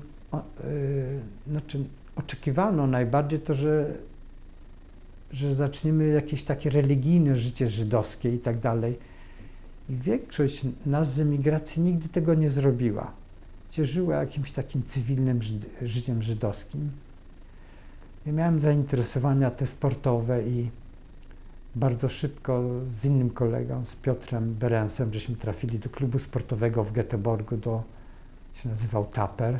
Zacząłem tam grać siatkówkę, później się okazało, że w pobliżu, znaczy 100 km stamtąd jest inna miejscowość, Falkenberg, gdzie mają klub też siatkówki, on jest lepszym klubem, mnie ściągnięto tam, zacząłem grać siatkówkę i wtedy jakoś tak to życie to było i sport, i nauka i po 2 latach skontaktowała się gmina żydowska ze mną. Ktoś z gminy żydowskiej zadzwonił do mnie, znaczy to był Werner Gronowicz i mówi, słuchaj, może się spotkamy, porozmawiamy.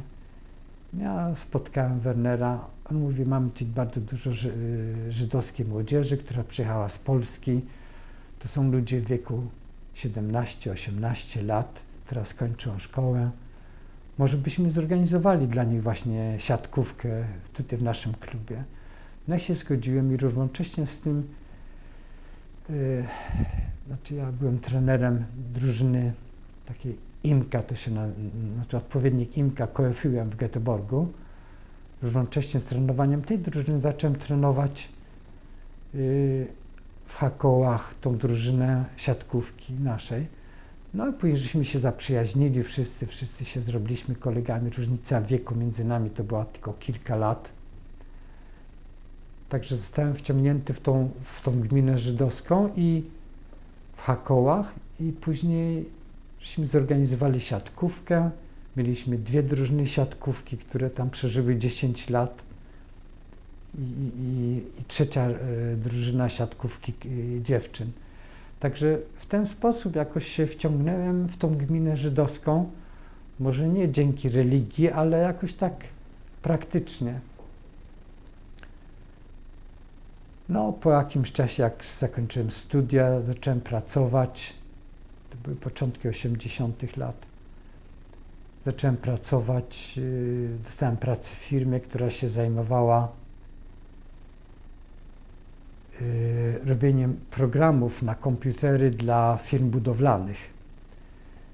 To była taka mieszanka i numeryczna analiza, w tym elektronika, komputery i część budowlana, na której ja się w zasadzie nie znałem. Ja nie miałem pojęcia o rzeczach budowlanych. Niemniej w czasie studiów spotkałem się z jakimiś metodami numerycznymi do rozwiązywania problemów matematycznych dla budowlanych, także mnie wciągnięto w tą firmę i od chyba 1983 roku pracowałem tam prawie do dzisiaj. Dzisiaj nas tylko 2 zostało właścicieli tej firmy i jakieś takie inne życie się rozpoczęło. Co tu jeszcze ciekawego można powiedzieć? W międzyczasie do tych 80. lat to nawiązywaliśmy jakieś takie większe więzi z innymi miastami w Szwecji, dużymi miastami, z Malmö, Lund i Sztokholm. Okazało się, że nawet tam byli ludzie w moim wieku, którzy się interesowali siatkówką i w ramach żydowskiego klubu, na przykład w Sztokholmie Maccabi, oni mieli swoją sekcję siatkówki i razem zaczęliśmy jeździć na Maccabiady do Izraela, na europejskie Maccabiady, także zrobiła się taka sieć tych wszystkich ludzi, którzy mieli podobne zainteresowania. Większość z nich była inżynierami, też kończyli Politechnikę. Także ten świat się zrobił jakiś bardzo taki podobny. Wszyscy mieli podobny mianownik, że tak powiem, wspólny mianownik. I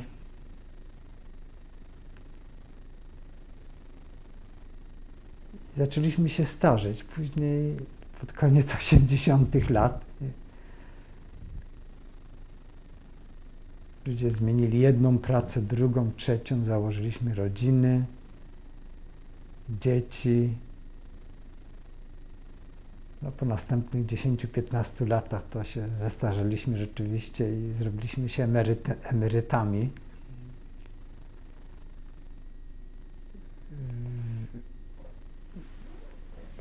Znaczy może... Bo ja chciałem zapytać, jak wyglądał kontakt z Pana rodzicami po wyjeździe? No więc w mojej sytuacji to było tak, że moi rodzice się rozeszli na początku 60. lat i jak ja wyjeżdżałem, to wyjeżdżałem w zasadzie tylko z moją siostrą i z ojcem. Mama pozostała w Polsce. Mama zdawała sobie z tego sprawę, że to jest prawie nieodwracalne, żeby pozostać w Polsce. Powiedziała, wyjeżdżaj, bo oni tobie życia, znaczy nie pozwolą tutaj żyć. I w ten sposób mój kontakt z mamą się zmniejszył. Mama odwiedzała mnie co roku, przyjeżdżała do Szwecji, była u mnie ponad miesiąc. Znaczy, tak się złożyło, że mama też zaczęła mieć problemy po marcu. Jak szukała nowej pracy, to ją odrzucano, nie przyjmowano, nie dostawała pozwolenia na pracę tu czy tam. Znaczy, patrząc na to jakoś praktycznie, to możliwość robienia kariery i wznoszenie się trochę w górze w pracy zupełnie zostało zablokowane.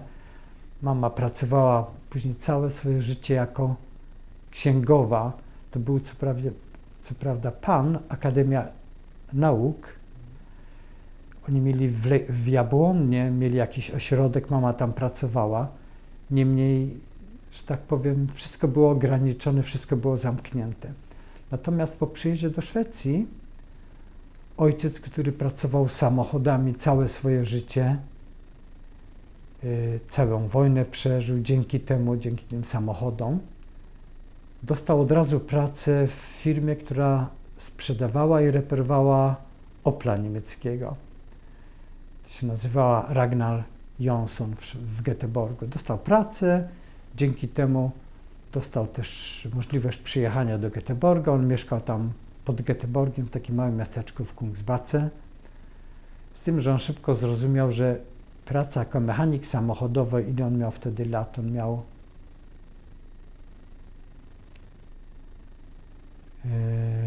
prawie 50 lat.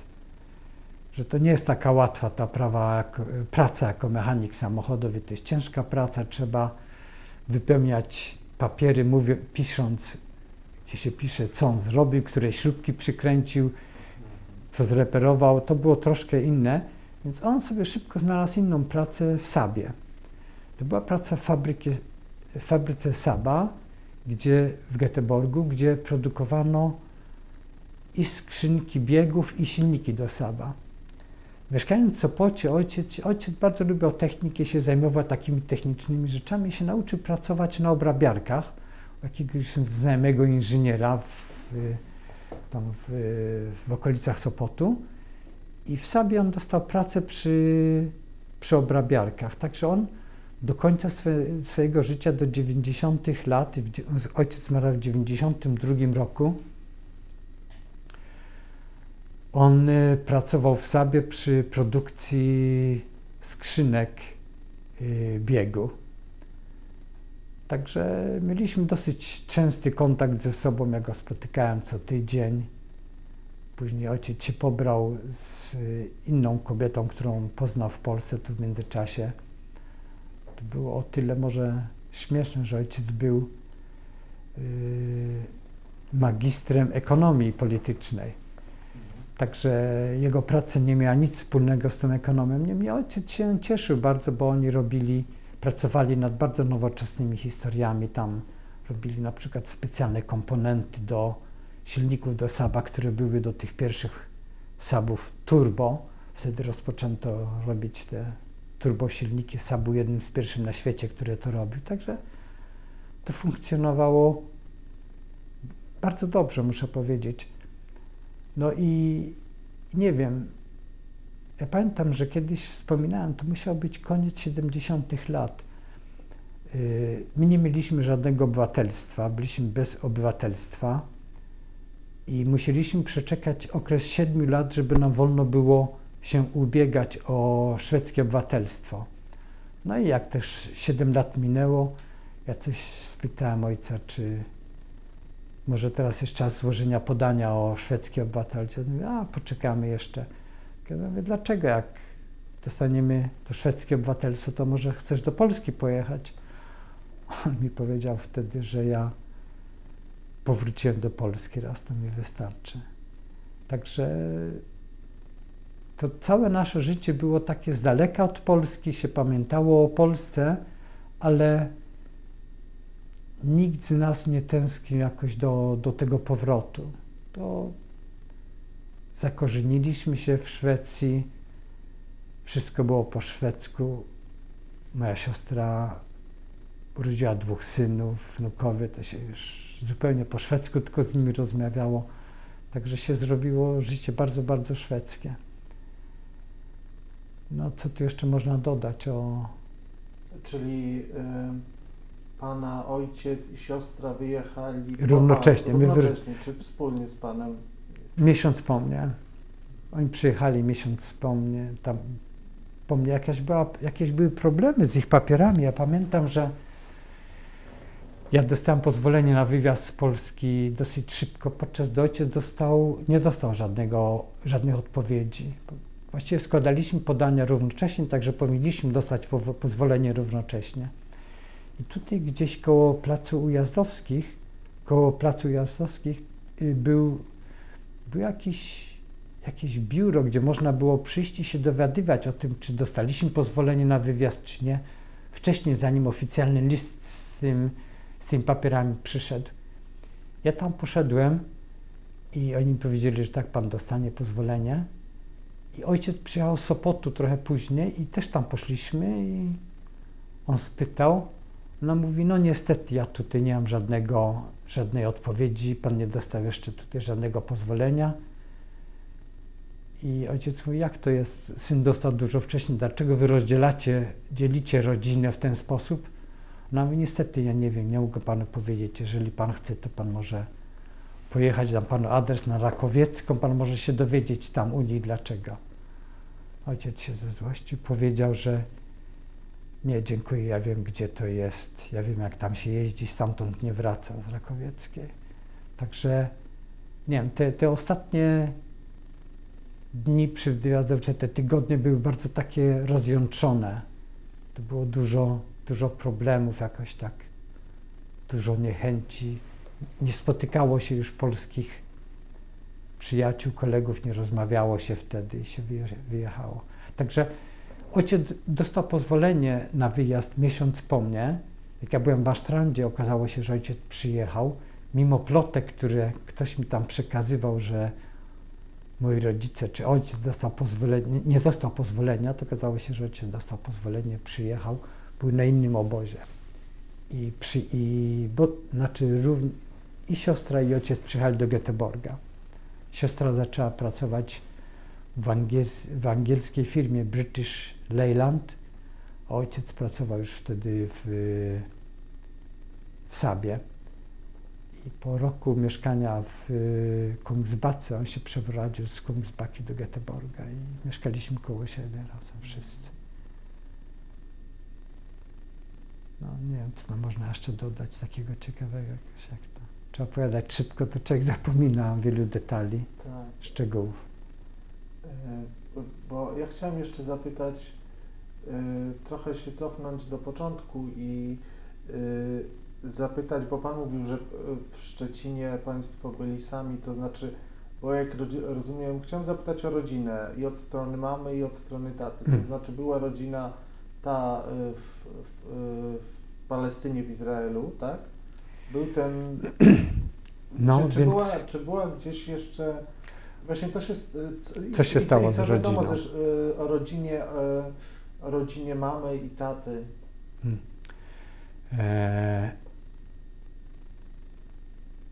Gdy ten wujek Abraham przyjechał z Izraela, ja pamiętam, że on przyjechał z Izraela i tak dalej i nie znałem żadnych jakichś szczegółów dotyczących z jego przyjazdem. Później się dowiedziałem, że my mamy jakiegoś krewnego w Izraelu. Tatuś mówił o wujku. Z tego, co ja wiem dzisiaj, to prawdopodobnie to był ich kuzyn. On też był urodzony w tym samym roku, co mój wujek, co Abram, to znaczy w 1914 roku. I on wyjechał chyba w 1936 roku. Wyjechał z Polski albo trochę wcześniej, do Izraela. Abram go spotkał tam, także ja wiedziałem, że on przeżył wojnę w Izraelu. Z kolei po stronie ojca ta rodzina pochodziła z Parysewa, spod Warszawy. To jest niedaleko od Otwocka i jak to się nazywa? Na południe od Otwocka. Niedaleko, chyba to jest powiat garwoliński, Parysów. To była taka mała miejscowość, bardzo żydowska, ponad 50% ludności to byli Żydzi. Tam było ponad chyba 2000 Żydów mieszkających w tej okoliczności. Z tym, że mój dziadek wyprowadził się stamtąd i osiedlił się w Pilawie. To jest druga taka mała miejscowość, gdzie kilka żydowskich rodzin mieszkało. 10 km czy 12 od Parysewa. Także ta nasza rodzina należała do gminy żydowskiej w Parysewie. W czasie wojny, jak ojciec uciekł z Abramem, ja nigdy nie zrozumiałem, dlaczego oni uciekli. Ojciec opowiadał o takim incydencie, który jemu się przydarzył tutaj. W 1939 roku ojciec mieszkał w Warszawie. To chyba ta ulica, nie widziałem dobrze tego, bo niedawno dostałem jakieś dokumenty, które mówią trochę o tym. To był albo na Lipie, albo Nowolipki, albo Nowolipie. Z tego, co ja widziałem w papierach Abrama, mnie ciężko czytać ten ręczny charakter. To chyba było Nowolipie 14C. Oni mieszkali tutaj, to jest niedaleko stąd. I ojciec dostał pracę, on najpierw uczył się w liceum i niestety oni mieszkali tam u kogoś, u rodziny i ojciec dostał książkę do czytania i to była książka Sienkiewicza, jak ona się nazywa, o pierwszych chrześcijanach. Quo Vadis. Na pierwszej stronie na okładkach był krzyż i ta rodzina zobaczyła grubą książkę z krzyżem i się strasznie zdenerwowali na ojca i go wyrzucili niemalże. Myśleli, że on przeszedł na chrześcijaństwo. No ojciec wrócił do rodziców, zaczął im tłumaczyć, że to nie o to chodzi, to jest książka, którą on musi przeczytać w liceum w związku z to jest obowiązkowa literatura i jakoś tak nie doszedł do porozumienia z rodzicami, oni też byli źli na niego. Możliwe, że tam się coś jeszcze stało w związku z tym. W każdym bądź razie on się pogniewał na nich i wrócił do Warszawy do swojego starszego brata, do Abrama. I on tutaj pracował dostał pracę w firmie krawieckiej i on pomagał tym ludziom robić interesy. To znaczy jego zadaniem było kontaktować się z krawcami. Oni w tej firmie dwaj polscy bracia mierzyli swoich klientów, brali, jak to się po polsku mówi, ich rozmiary i tak dalej. I ojciec biegał z tymi rzeczami i oni szyli ubrania w żydowskich firmach wszędzie. I ojciec tak pomagał im przy tym, on tam pracował do września 1939 roku, gdy wojna wybuchła. Ta wojna wrześniowa wybuchła. Jeden z tych braci dostał powołanie do wojska. Raptem ludzie przestali chodzić do tego warsztatu krawieckiego, nikt nie robił zamówień. Wojna się skończyła i ten drugi brat, ten Polak, powiedział jemu: wiesz co, Marian, wojna się skończyła, niewykluczone, że mojego brata zdemobilizowano z wojska, on wrócił do rodziców, choć pojedziemy to było gdzieś w województwie lubelskim, do tej mojej wsi rodzinnej i spotkamy moich rodziców. Ojciec mówi: okej, jedziemy. Oni pojechali do tej miejscowości. To był koniec po działaniu, znaczy po kapitulacji Polski. I w tej miejscowości pierwsze, co się zdarzyło tam, oni natrafili na patrol niemiecki. Dwóch młodych chłopaków, ojciec miał 16, niecałe 17 lat, on był trochę starszy. Tutaj idzie patrol niemiecki vis-a-vis, znaczy wprost na nich i oni się przestraszyli tego i szybko się rozbiegli każdy w swoją stronę i rozeszli się. I w ten sposób oni zaginęli, że tak powiem, po tej historii w tej miejscowości oni nigdy się już nie odnaleźli. Ojciec został sam i nie wiedząc co robić, poszedł do gminy żydowskiej, spytał, gdzie jest synagoga, poszedł do synagogi, no i tam pozwolono jemu przenocować. Tam było bardzo dużo uciekinierów żydowskich, którym pozwalano przenocować. Ojciec tam został, nocował w synagogie albo w ośrodku żydowskim, albo to była synagoga w nocy i w nocy tam zrobiono łapankę. W nocy zrobiono łapankę, Niemcy przyjechali i zaresztowali wszystkich Żydów, wszystkich uciekinierów, którzy byli w tym ośrodku w synagodze. Okazało się, przepraszam,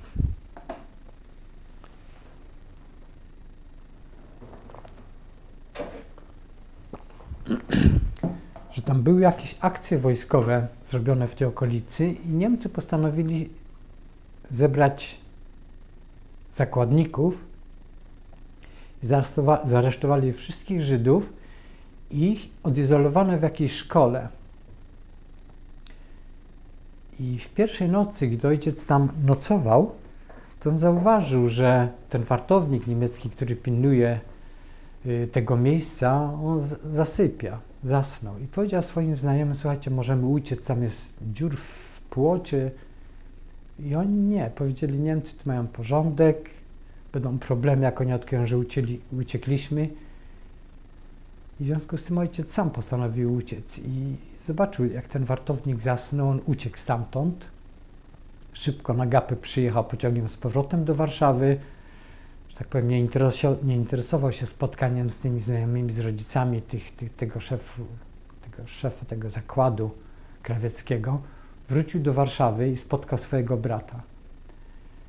I w międzyczasie dowiedział się, że w międzyczasie Abram, jego brat, też miał podobny incydent, z tym, że zamiast zostać zakładnikiem, to on został pobity przez jakiś patrol niemiecki w pociągu. Także prawdopodobnie te incydenty spowodowały, że oni się zdecydowali uciec z Polski. Oni pojechali do rodziców, do Pilawy i powiedzieli, że oni chcą że uciekają do Rosji i jego rodzice się nie zgodzili na to. Powiedzieli: nie, my nie ruszamy się stąd. I jakoś tak Abram starał się ich przekonać, bo to Abram był głową tego wszystkiego i oni się nie zgodzili i nie zrobili tego. Wtedy ojciec z Abramem się umówili, rozmawiali z ludźmi, Abram go ostrzegł i powiedział, że słuchaj, jak będziemy w Rosji, czy tam w Związku Radzieckim, to tobie nie wolno wspominać, ani pytać o jakieś komunistyczne partie, nic. W czasie wojny tam były straszne czystki w Rosji, nie wojnie, a przed wojną, 38, 37, 8, 9 rok. I tam była zupełnie ta partia polska komunistyczna zniszczona, wszyscy zamknięci do obozów. Także udawaj wariata, nic nie wiesz na ten temat. Rzeczywiście oni się dowiedzieli, jak inni ludzie to robią i przez, nie wiem, albo Tutaj w kierunku na Białymstoku jest kilka miejscowości takich mazowieckich, coś Ostrów Mazowiecka i inne. I oni uciekli tam. I coś ciekawego, oni mieszkali w Pilawie, to była taka mała piepiduwa, tam chyba było 1500 mieszkańców, czy coś takiego, jakaś wieś. I oni mieszkali na kolonii niemieckiej. Ich najbliżsi sąsiedzi to byli Niemcy, oni wynajmowali dom u Niemców. Także oni mówili ze swoimi sąsiadami po niemiecku bardzo dużo. I to była rodzina, która się nazywała Ratter. I jak oni uciekli w kierunku do Rosji, to musiał być chyba początek października, bo ojciec opowiadał, że jeszcze było ciepło wtedy, niezwykle ciepło, on miał krótkie spodenki takie. I w jakiejś tam miejscowości, do której oni dojechali pociągiem, na stacji kolejowej był jakiś posterunek niemiecki. Więc Abram go wysunął do przodu i powiedział: słuchaj, idź porozmawiaj z nimi. I ojciec zaczął rozmawiać po niemiecku, ich oszukał, zaczął im mówić, że oni są niemiecką rodziną, nazywają się Wasserbrot i poszukują swojej rodziny tutaj w tych miejscach. Oni są Volksdeutschami i gdzieś mają problemy i potrzebują ich znaleźć. I Niemcy dali im przepustkę, czyli pozwolenie na pobyt tam w tych miejscach i oni mogli się swobodnie przemieszczać. I dzięki temu, bez jakiejś takiej nadzorów Niemców i tak dalej, oni znaleźli przewodnika Polaka, który im pokazał, gdzie jest granica, i oni doprowadził do granicy i wskazał, że tam za wałem jest las i tam już są wartownicy, są Rosjanie. No więc wtedy ojciec razem z bratem, z Abramem poszli w tą stronę i raptem, gdy byli na takim przejeździe na sypie pokolejowym, przyjechał patrol niemiecki na koniach, przyjechali, to powiedział, że to byli chyba 2 wartowników, 2 Niemców, 2 żołnierzy na takich ciężkich koniach, nie pamiętam, takich do pracy, jak to w Polsce mówiono, takich grubych, potężnych koniach, i zaczęli wołać ojca i Abrama. Oni się przestraszyli i zaczęli uciekać w kierunku do Rosji. I Niemcy na szczęście nie strzelali, zostawili ich w spokoju, pozwolili im uciec. Nie przejmowali się tam tych chłopakami. Oni dopadli tego lasu, wbiegli do lasu, schowali się gdzieś. I raptem słyszono z drugiej strony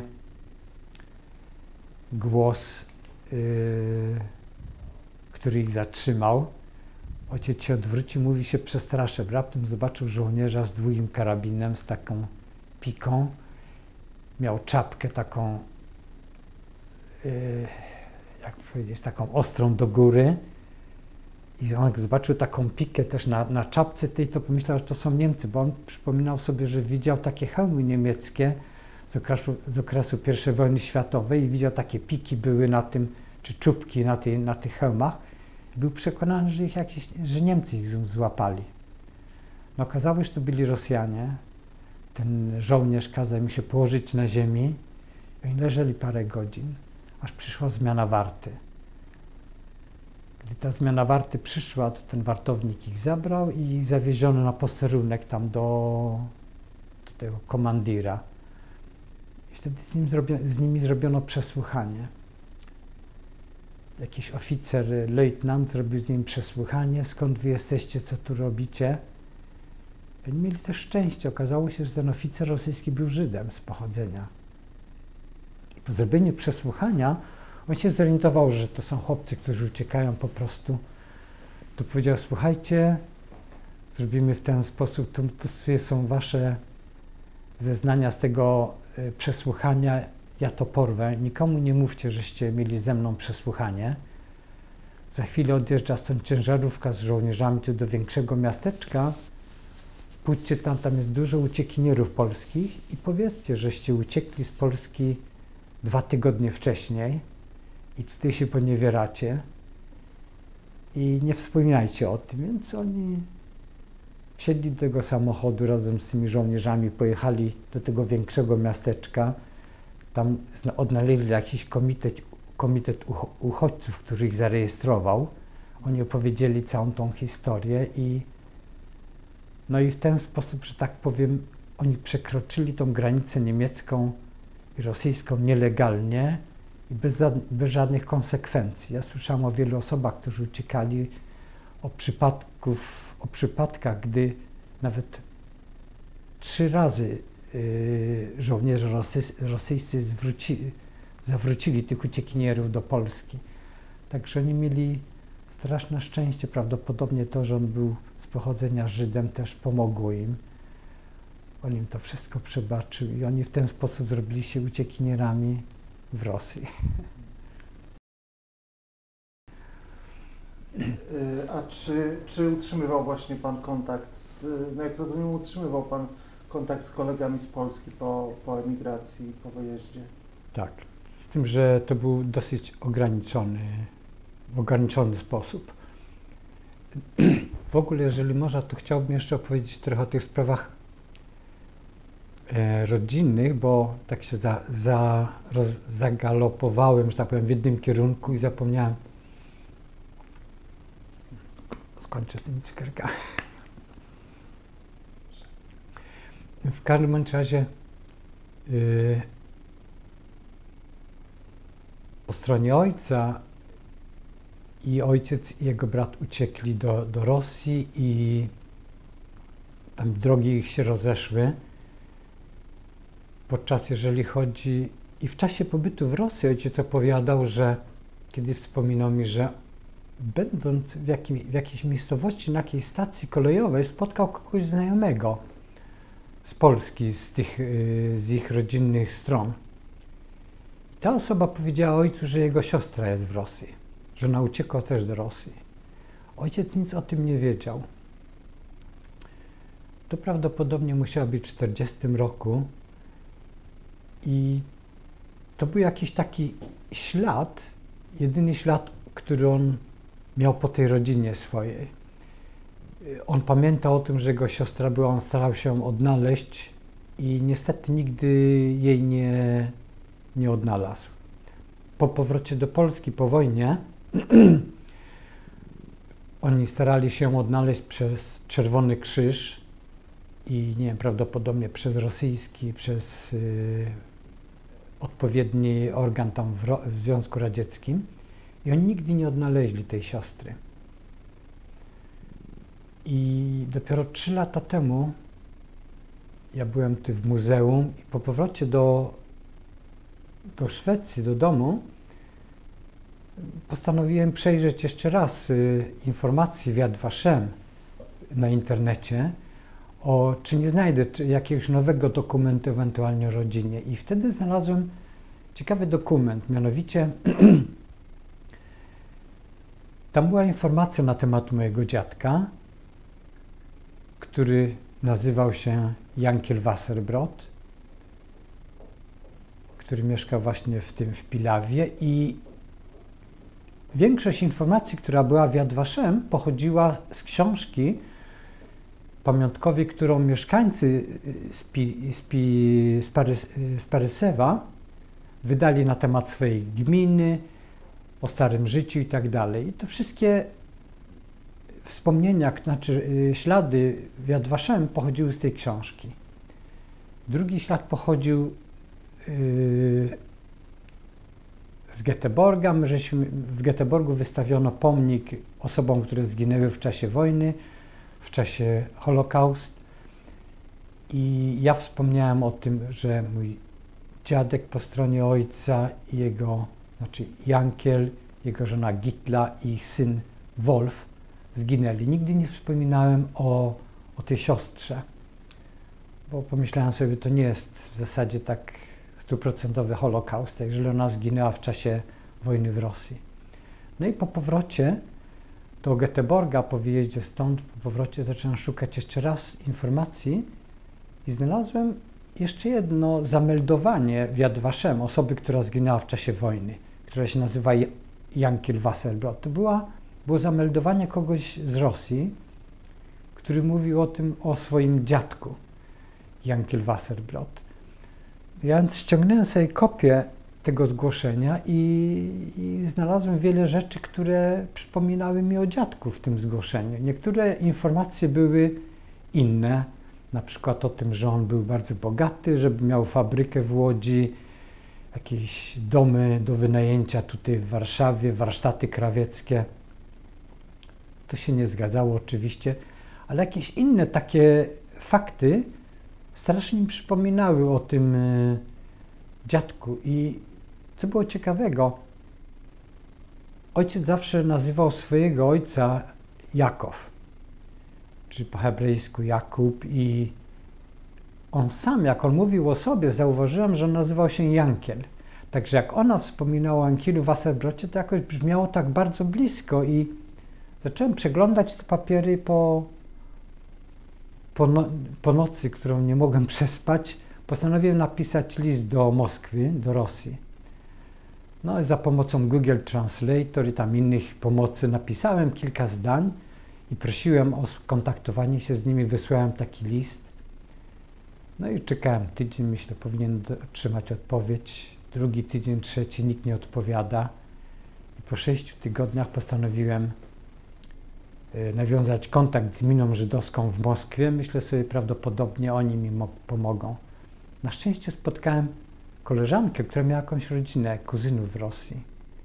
I ona szybko zadzwoniła do jednego kuzyna, on zadzwonił do swojego brata, który mieszkał w Moskwie. On wziął metro, pojechał pod ten adres, który ja miałem na zgłoszeniu. No i on w ten sposób odnalazł moją kuzynkę przy życiu. Okazało się, że ojca siostra uciekła pod koniec 1939 roku. Ona mieszkała w Łodzi, pracowała tam, miała około 18 lat. Uciekła ze swoim mężem też do Rosji, czy do Związku Radzieckiego. Oni mieszkali w Białorusi, w Witebsku. I w 1941 roku, jak wojna między Niemcami i Rosją się rozpoczęła, to ona została ewakuowana w głąb Rosji, daleko w głąb Rosji, za Wołgę, podczas gdy on został jej mąż został w Witebsku i oni się widzieli w ten sposób po raz ostatni. Im się urodziła córka tuż przed rozpoczęciem wojny, także ona została ewakuowana tam w głąb Rosji z córką. No i to właśnie była ich córka, która napisała te papiery do Yad Vashem i przez jakąś znajomą zostawiła w muzeum w Jerozolimie. Także dzięki temu nawiązałem z nią kontakt. Pojechałem do Moskwy 2,5 roku temu i byłem tam 4 dni, rozmawiałem i to było bardzo ciekawe, bo spotkałem najbliższą, że tak powiem, przy życiu swoją krewną.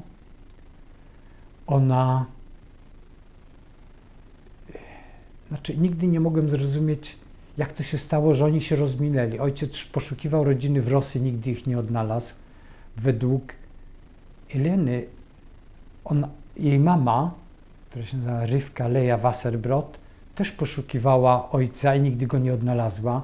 Ona nigdy nie zmieniła nazwiska, nazywała się w dalszym ciągu Wasserbrot i ona zmarła 4-5 lat temu, miała 97 lat jako Wasserbrot i to był taki szok, że mimo tej niesamowitej komunikacji, którą mamy rozwiniętą w tym czasie, ludzie nie mogli się znaleźć, mając to same nazwisko i to w końcu nie było takie codzienne.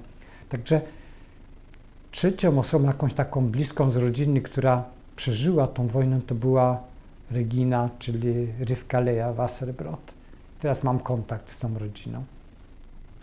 Jeżeli chodzi o rodzinę po stronie mamy, mama pochodziła prawdopodobnie z polskiej rodziny.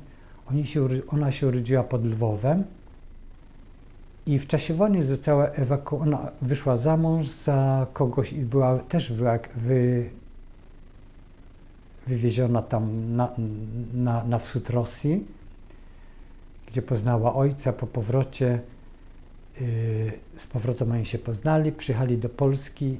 Tam były jakieś w tej miejscowości, gdzie oni mieszkali, jakieś incydenty. Z tego, co ja się dowiedziałam od innych osób, które mi wspomniały o tym, nie od mamy. Mama nigdy nie opowiadała o tym. Właśnie pod koniec wojny Jej ojciec został zamordowany przez bandytów UPA, przez oddziały UPA.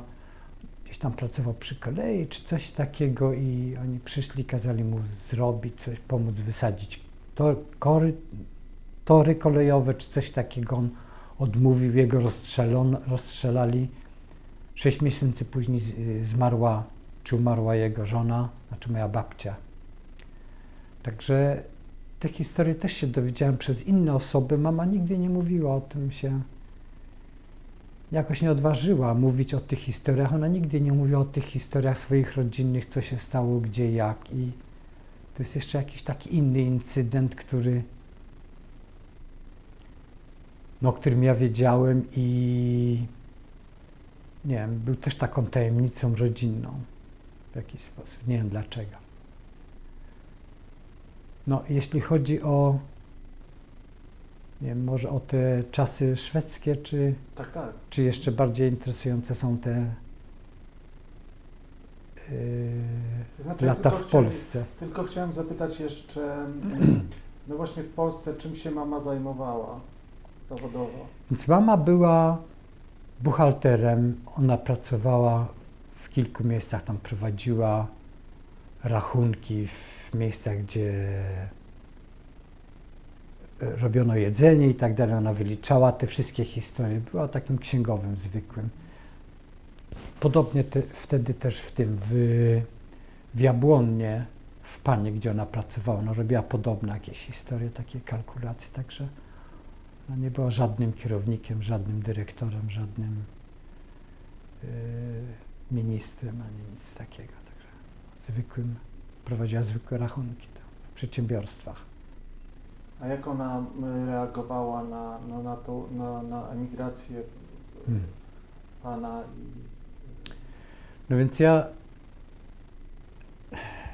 rozmawialiśmy o tym dosyć dużo, z tym, że wszystko to było takie neutralne. Mama bardzo ciężko to przeżywała, aż do tych ostatnich miesięcy po marcu, gdy to był początek 69 roku, gdzie było widać, że to jest coraz gorzej, że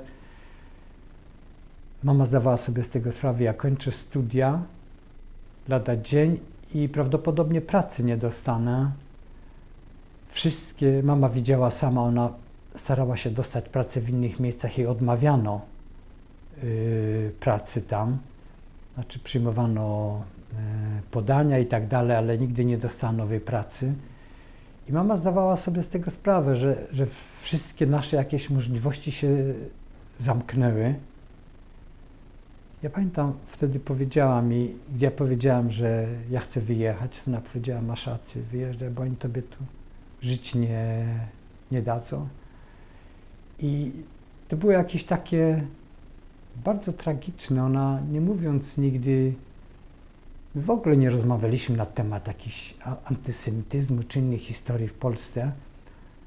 Jakoś to się zdawało z tego sprawę, się mówi o problemach, które mają miejsce i ona też odczuwała to na własnej skórze i zaakceptowała to i pomagała, robiła wszystko, żebyśmy wyjechali. Pomagała bardzo mojej siostrze, która mieszkała właśnie z ojcem w Sopocie.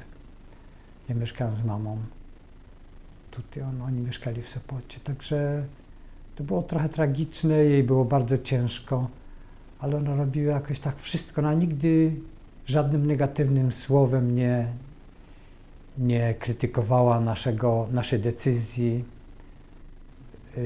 o wyjeździe. Także ona prawdopodobnie wiedziała o tych problemach ze starych swoich czasów, jeszcze prawdopodobnie z tych lat, gdy ona mieszkała, no właściwie ona tylko kilka lat była pod zaborem ruskim w zasadzie w czasie wojny. Ona wiedziała o tych problemach i jakoś tak czuła, że to jest koniec, tu się kończy droga. Znaczy te problemy nie mają rozwiązania. A czy wyjeżdżając, wtedy emigrując, Pan liczył na to, że Pan wróci do Polski? Jak Pan sobie wyobrażał wtedy przyszłość? No więc ja pamiętam po tym rozmowie w ambasadzie duńskiej, gdy ta starsza pracownica duńska była tak strasznie optymistycznie nastawiona i mówiła, niech pan się nie przejmuje, niech pan wyjeżdża, pan będzie żył jak normalny człowiek na zachodzie, wszyscy będą, znaczy pan będzie szanowany w inny sposób, pan będzie mógł, pan jest inżynierem, pan będzie mógł robić, znaczy żyć w zupełnie inny sposób. To tak się zastanawiałem i po tych problemach moich z Ministerstwem Spraw Wewnętrznych i wojskowych, to zrozumiałem, że nawet jeżeli nie będę inżynierem, nie będę żył bogato, nie będzie mi się powodziło, to jak będę pracował ciężko, to jakoś się wyrobię w tym życiu, że to się powiedzie.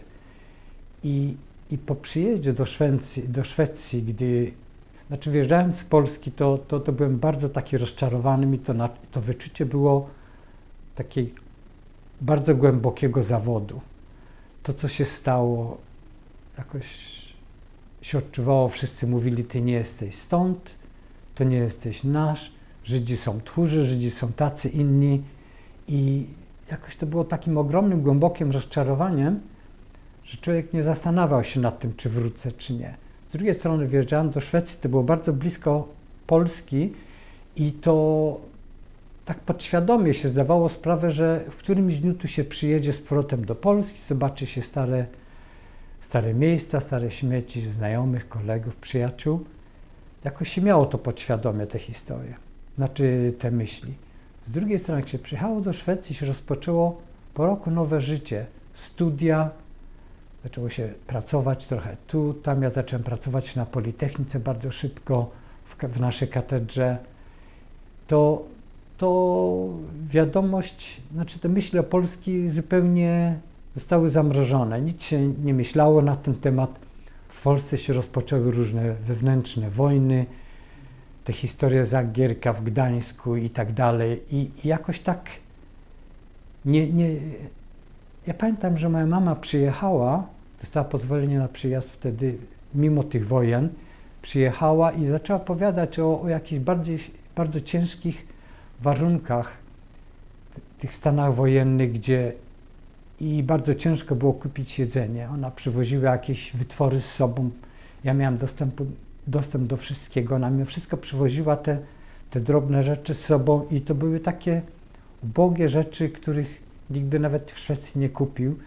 Widziałem, zrozumiałem, jaka bieda jest w Polsce w tej chwili i nie ma, brak lekarstw. Ludzie jeżdżą między różnymi aptekami, szukając jakichś drobnych, normalnych, codziennych lekarstw. Także ten obraz Polski, który tam przeżywa wojnę i te głębokie problemy, też odsunął te wszystkie myśli o przyjeździe do Polski, ewentualnie o życiu w Polsce, czy coś takiego. Ja pamiętam, że tam był jakiś incydent, gdzie, były jakieś takie historie. Ja pamiętam, że niektórzy ludzie mieli polskie obywatelstwo, czy jakieś inne i starali się pozbyć polskiego obywatelstwa w Szwecji. Konsulat polski czy ambasada polska robiła bardzo duże trudności. Jak się widziało te trudności, które można było rozwiązać dopiero wtedy, gdy się zapłaciło pewną ilość pieniędzy, waluty, to też nabrało jakiś taki niesmak do tych kontaktów z Polską, że w dalszym ciągu ten jakiś taki dziwny system, gdzie człowiek jest tym poddanym całe życie, gdy się do końca, gdy Polska stara się wiązać ludzi z sobą i dopiero po wpłaceniu jakichś opłat pozwala im odejść od Polski, też nabierało to takiej niechęci i w związku z tym w zasadzie nigdy nie odczuwałem jakiejś tęsknoty do powrotu. Się odczuwało chęć spotkania starych znajomych, starych kolegów, z którymi się przeżyło wiele rzeczy. Ja spotkałem w Dreźnie kolegę, z którym studiowałem. On studiował w NRD w Niemczech Wschodnich. On robił doktorat na Politechnice w Berlinie. W Dreźnie ja go odwiedziłem i zobaczyłem inne problemy, które były w NRD. Na przykład pierwszą rzeczą, którą zrobiliśmy, gdy ja przyjechałem do Drezna, to było zameldowanie się na milicji. Z chwilą, gdy wchodzę z nim na ten posterunek i on zwraca się do kogoś tam po niemiecku, to pierwszą rzeczą, którą ten milicjant go pyta, kim jesteś ty, co ty tu robisz, to chodziło o mnie. Ja przyjechałem, musiałem się zameldować na tym posterunku. I jakieś takie... Ja pamiętam, jak spotkałem tego kolegi, on jakoś był ostrożny, nie pokazywał się nigdzie tam, wiedział, czy ktoś go śledzi, czy nie wiem. W każdym bądź razie to też tak, to był takim momentem odstraszającym od Polski i od tego systemu komunistycznego. Także to bardziej od tego systemu, który kierował Europą Wschodnią. W każdym razie to też prowadziło do tego, że mimo tego, że się tęskniło za kolegami i tak dalej, to nigdy się nie czuło tęsknoty do tego stopnia, że ja muszę koniecznie przyjechać, ja muszę tam przyjechać, zobaczyć to owoce. A poza tym się otworzył inny świat. To, o czym nie mieliśmy właściwie żadnego pojęcia, to jest Izrael i życie żydowskie. Się nawiązało dużo kontaktów z innymi gminami na zachodzie. Przez moją pracę w Hakołach w Göteborgu mieliśmy kontakty z innymi. Hakołach w Göteborgu wtedy w tych latach dostał nagrodę na najlepszy żydowski klub sportowy w Europie. Mimo tego, że tam było że w Göteborgu mieszkało 2000 Żydów, także to jest nic, to rozwinęliśmy swoją działalność bardzo jakoś aktywnie, mieliśmy bardzo dużo sekcji i nawiązaliśmy bardzo dużo kontakty, na przykład z Francją, z Anglią, i ta współpraca otworzyła jakiś inny świat i to było bardzo ciekawe, bo mając kontakt z tymi ludźmi, odczuwało się bardzo dużo jakichś pozytywnych rzeczy, bardzo dużo szacunku. To nie było to samo, co będąc w Polsce. Ktoś mógł zaczynać opowiadać jakieś takie żydowskie dowcipy, nie żydowskie, a o Żydach, że Żydzi strzelają zza rogu i tak dalej, z karabinem, z lufą zgiętą, bo się boją, są tchórzami. Znaczy ten szacunek, który ludzi pokazali, nie tylko Żydzi, ale nawet Szwedzi na co dzień, to był zupełnie inny świat. To trzeba powiedzieć, że nawet jak się mówiło, że przed wojną w Szwecji ten nazizm istniał i tak dalej, że tacy ludzie jak Ingmar Bergman byli starymi nazistowskimi entuzjastami i tak dalej, to normalnie ludzie ja nigdy nie odczułem jakichś takich negatywnych historii w Skandynawii, gdyby się przykro zrobiło, człowiek mówi, to nie jest mój dom, czy coś takiego. Także dzięki temu, że się mieszkało w zupełnie innym świecie, to ja nigdy nie odczuwałem tej tęsknoty w taki sposób, że chcę wrócić i zamieszkać, czy czasami człowiek chciałby przyjechać do Polski, zjeść smażoną kiełbasę zwykłą z czymś i tak dalej, ale to było, że tak powiem, wszystko, to był punkt. Pamiętam, że przez te pierwsze 15 lat to bardzo często się miało takie sny bardzo ciężkie, że człowiek przyjechał do Polski i na granicy nie chcą mnie wypuścić z Polski. Człowiek się wtedy budził, podnosił i na szczęście to był tylko sen. Także te sny ja miałem osobiście co najmniej 15 lat cały czas do 80 lat, środek 80 lat.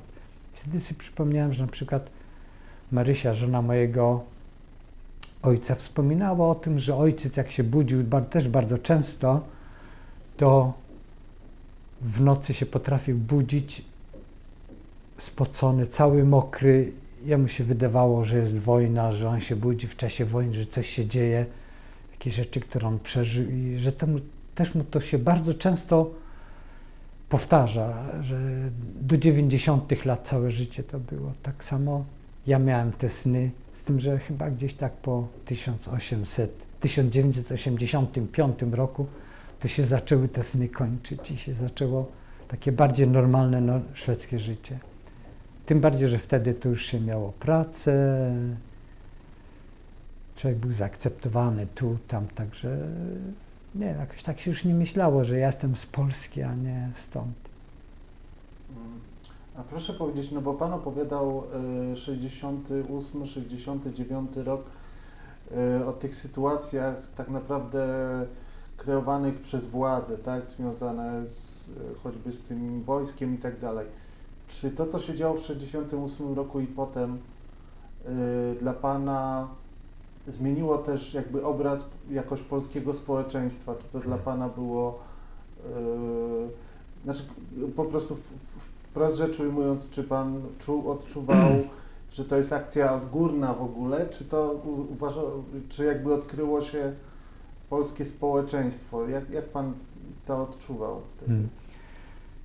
Więc po 1967 roku na początku wszystko wyglądało bardzo ciekawe, było pozytywnie, prawda? Wiele ludzi się śmiało z tego, że Izrael wygrał wojnę z Arabami, Rosjanie, Związek Radziecki przegrał.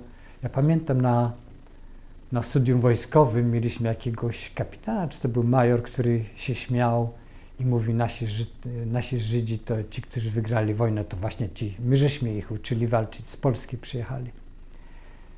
Z tym, że po marcu, później zaczęło to się zmieniać, jakoś zaczęto ze stron oficjalnych krytycznie mówić o tym wszystkim i po marcu to sprawa się zupełnie zmieniła. Po marcu zaczęto wyszukiwać, że tak powiem, odpowiedzialnych Żydów za te rzeczy, które się dzieją. Strajki były winą Żydów.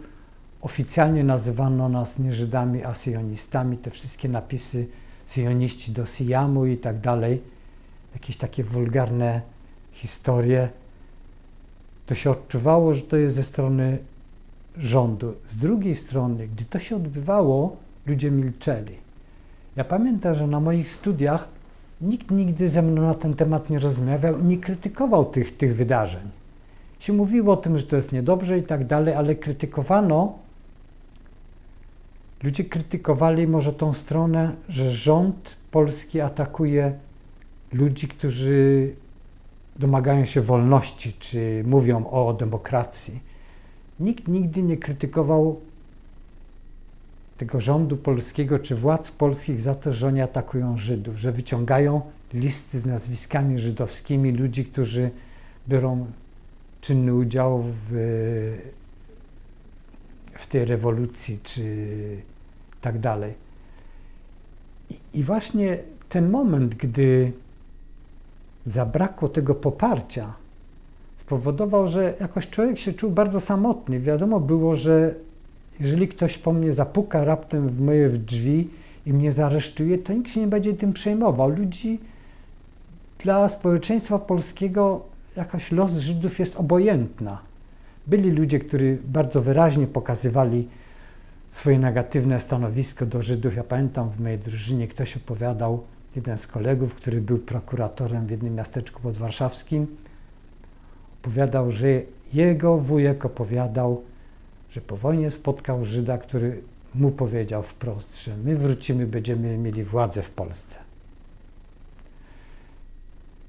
I jak się słuchało tego typu historii, to bolało, ale najgorszą rzeczą to właśnie by chyba było to, że ludzie nigdy nie przejmowali się tym, że ktoś oskarżał nas o jakieś bzdury, o to, znaczy nas Żydów, i nie mieliśmy poparcia z tej strony. I to uczucie, że się samotnym, jeszcze jakoś bardziej nas izolowało od społeczeństwa. Ja odczuwałem oczywiście, że oficjalnie władze atakują Żydów. Co prawda później się mówiło, jak się rozpuszczało plotki o tym, że mimo to Moczar stara się zrobić to, owo, sio, oni nie chcą, że tak powiem, wyrzucić wszystkich Żydów z pracy, że to tylko tych, którzy coś zrobili kiedyś, ale z chwilą, gdy zacząłem widzieć, że rodzice wszystkich moich kolegów stracili pracę, jeden z kolegów opowiadał, on się nazywał Winter, a opowiadał o tym, że jego ojciec był na zebraniu partyjnym, na którym wyrzucono jakiegoś znajomego. On miał jakieś kierownicze stanowisko i ludzie głosowali, czy wyrzucić go z partii, czy nie, i z pracy oczywiście jego wyrzucono. I ten kolega się przejmował tym, że na następnym zebraniu jego ojca wyrzucą. I rzeczywiście na następnym zebraniu wyrzucono jego ojca i raptem było się bez środków do życia, bez środków, bez możliwości znalezienia innej pracy i tak dalej. I to nie było, to było wynikiem, powiedzmy sobie, akcji rządu, akcji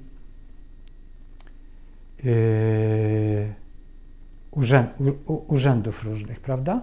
Ale widząc to, że nikt nie popiera, wszyscy, że tak powiem, mówią tak, ci Żydzi coś zrobili, jakieś takie pasywne stanowisko do tego, co nas bolało, do tych rzeczy, które nas, jak to powiedzieć, dotyczyło, które nas niszczyło, spowodowało, że człowiek zaczyna zdawać sobie z tego tę sprawę, że społeczeństwo polskie też się specjalnie nie przejmuje naszym losem.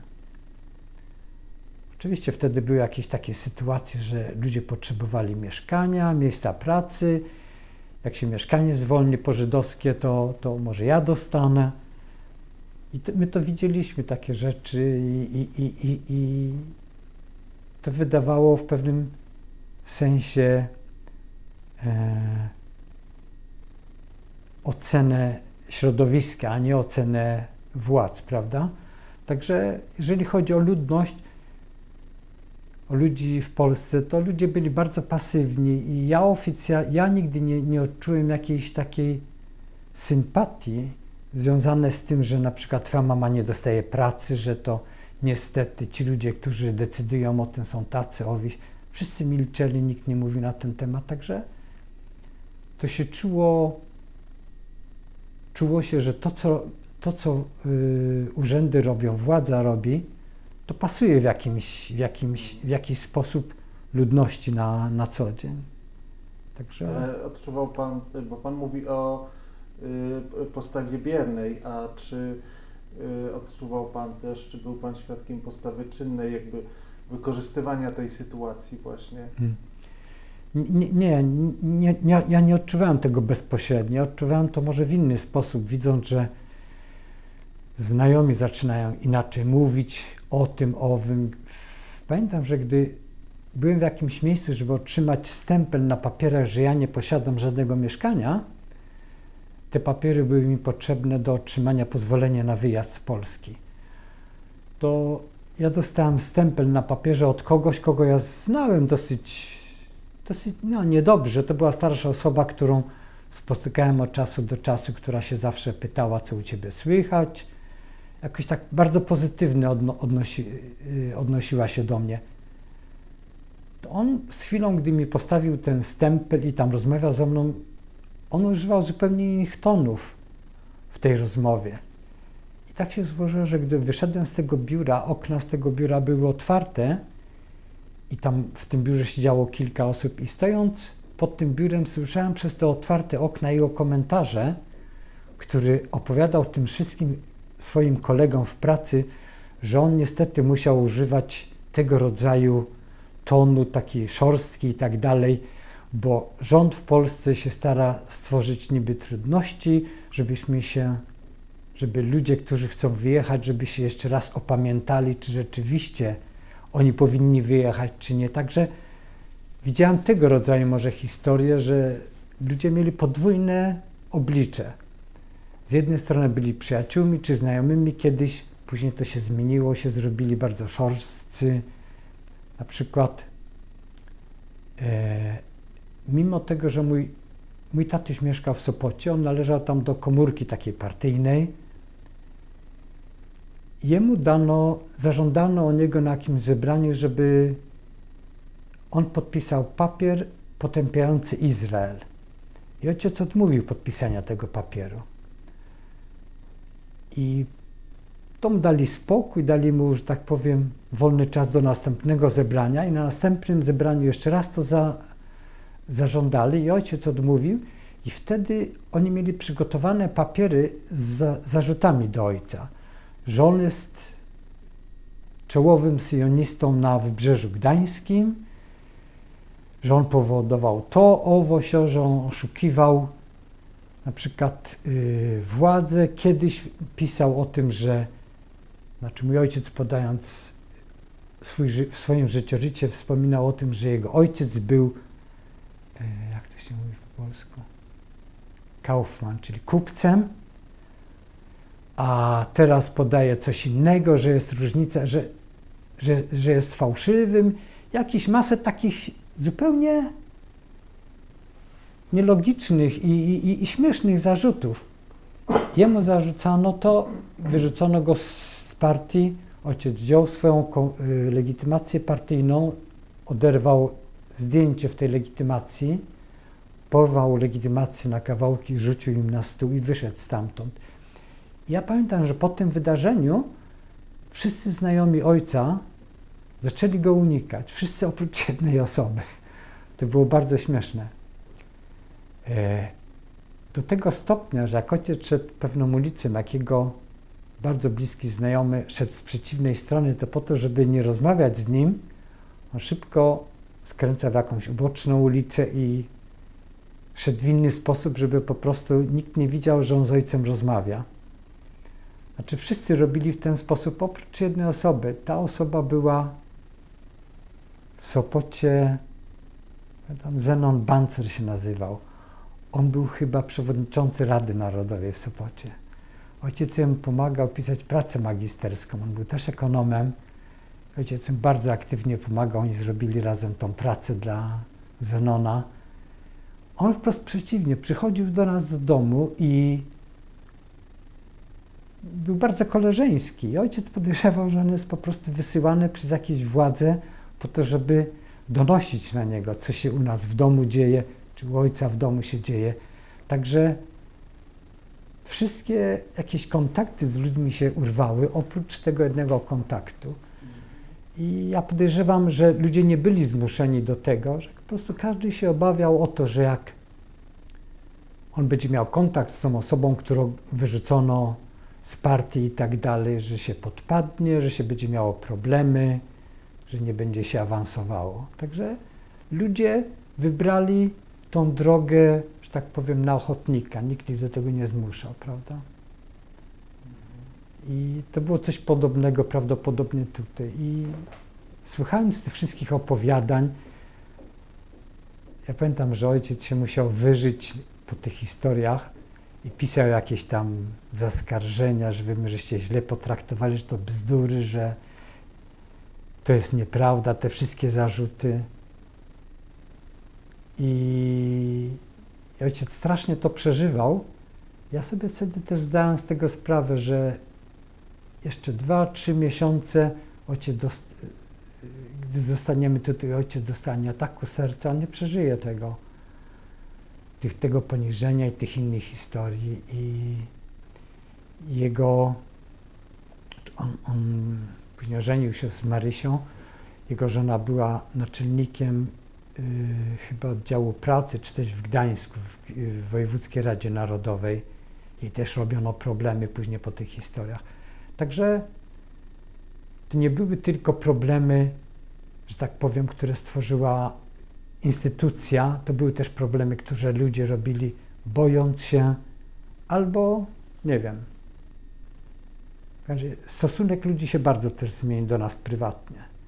Byliśmy, że tak powiem, tą niebezpieczną częścią społeczeństwa i lepiej unikać tych problemów i kontaktów. A czy pana ojciec, bo chyba pan o tym wspomniał, czy on był zawiedziony jakby Polską, bo to jest też taki wątek, który bardzo często się pojawia, tak?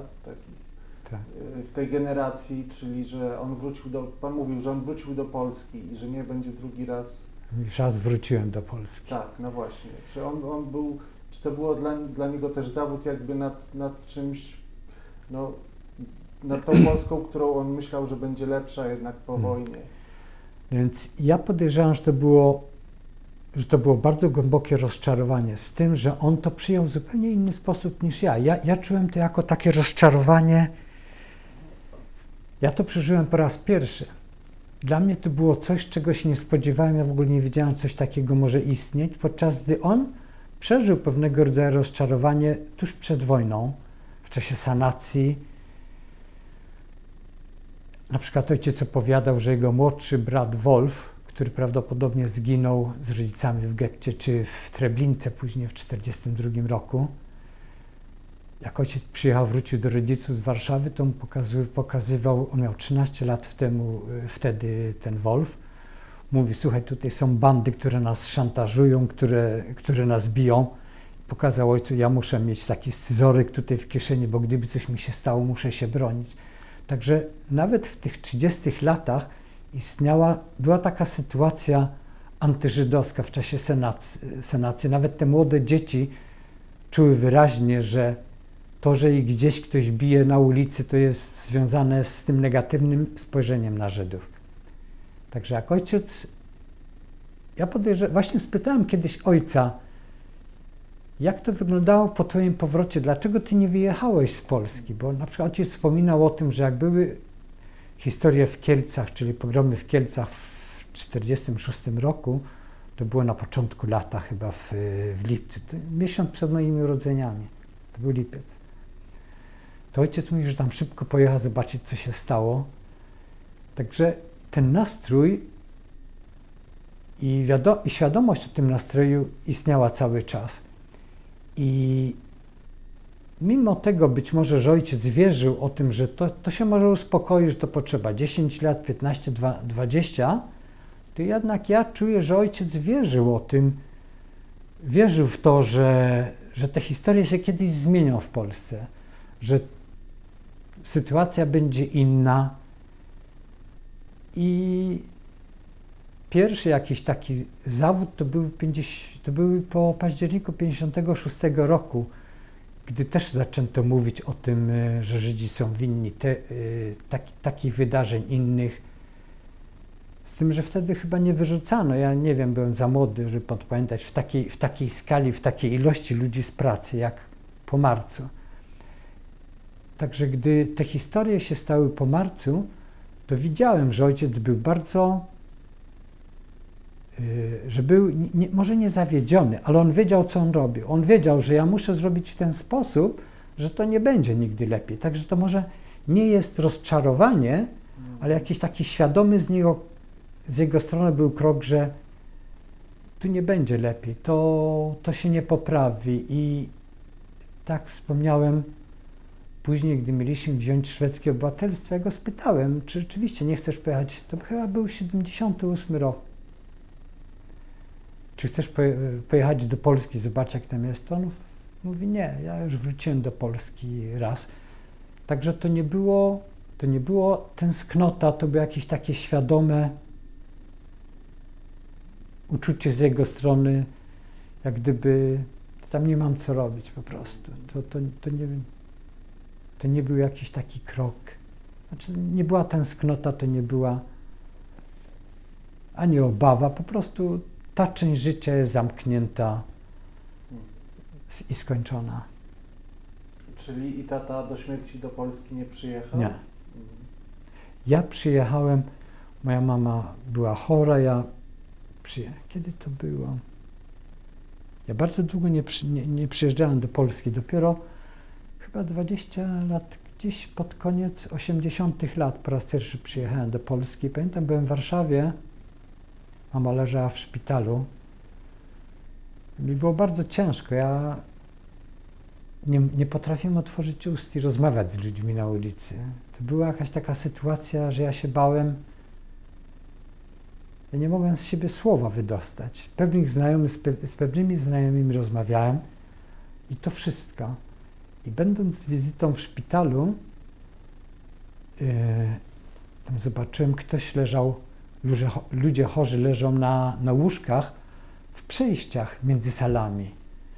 I to był jakiś taki straszny obraz, ja tego nie widziałem w Szwecji, w szpitalach, żeby ludzie leżeli na tych łóżkach w przejściach i tam prawdopodobnie z tych osób, która leżała w tym łóżku, zmarła, bo raptem ten mężczyzna się nie ruszał i tak dalej i koło niego wszyscy przechodzili tak obojętnie.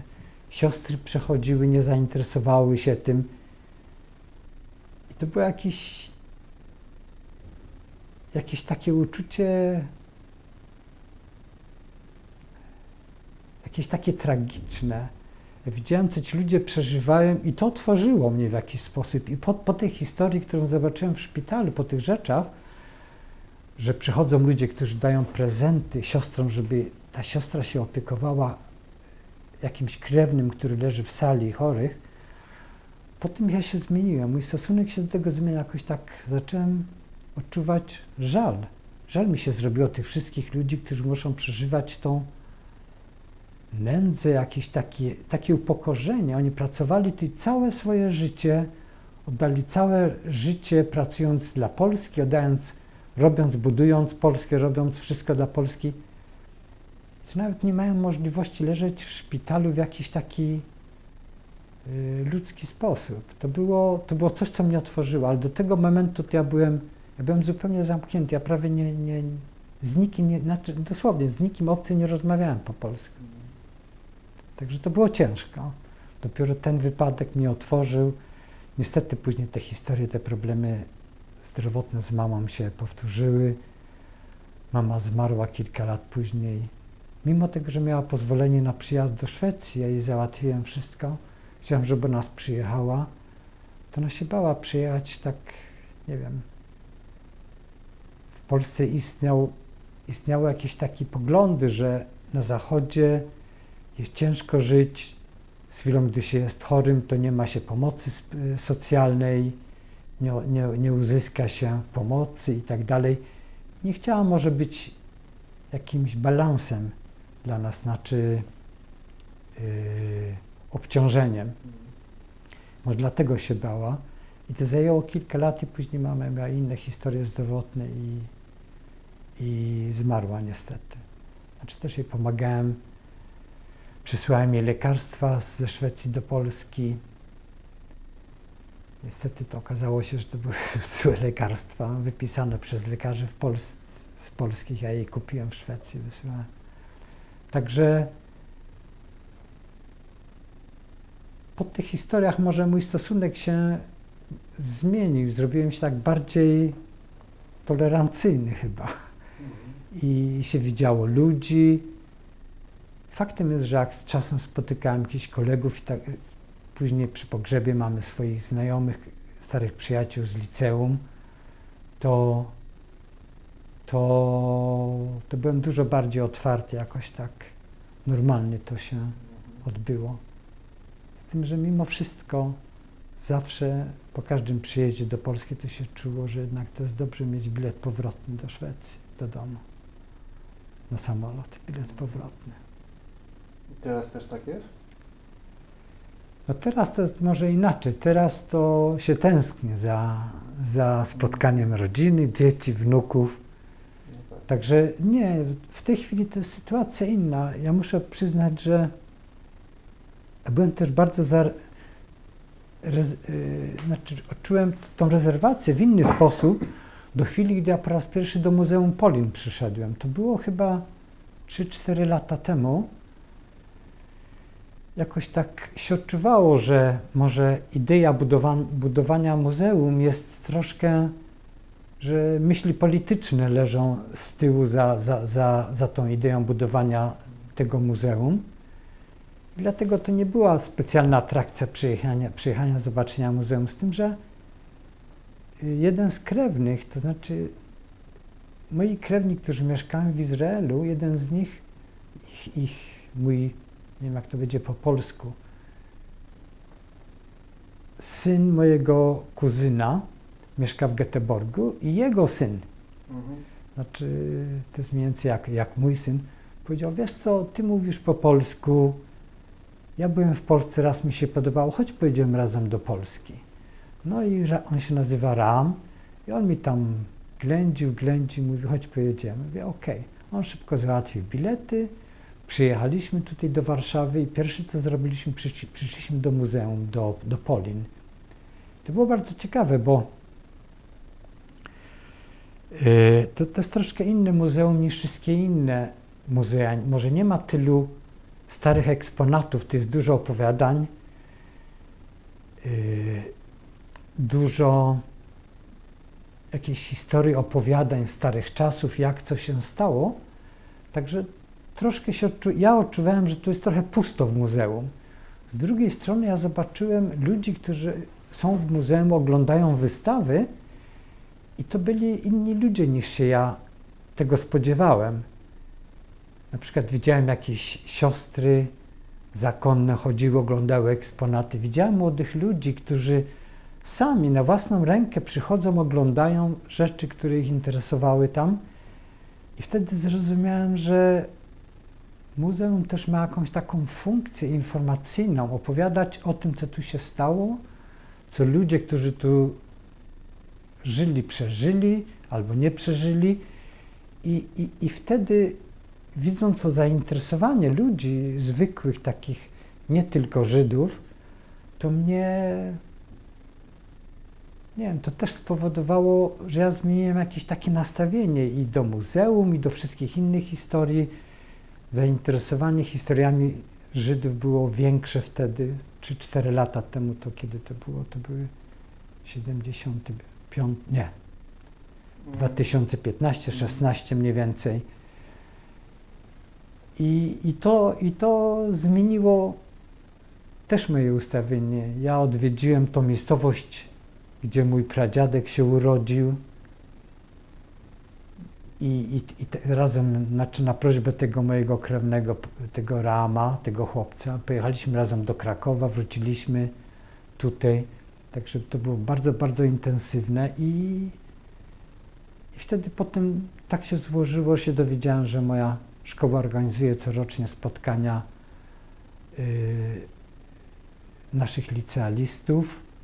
I tak jak oni organizują jedno z tych spotkań, tak staram się przyjeżdżać teraz. Także w tej chwili to odczucie jest zupełnie inne, jest jakieś bardziej otwarte.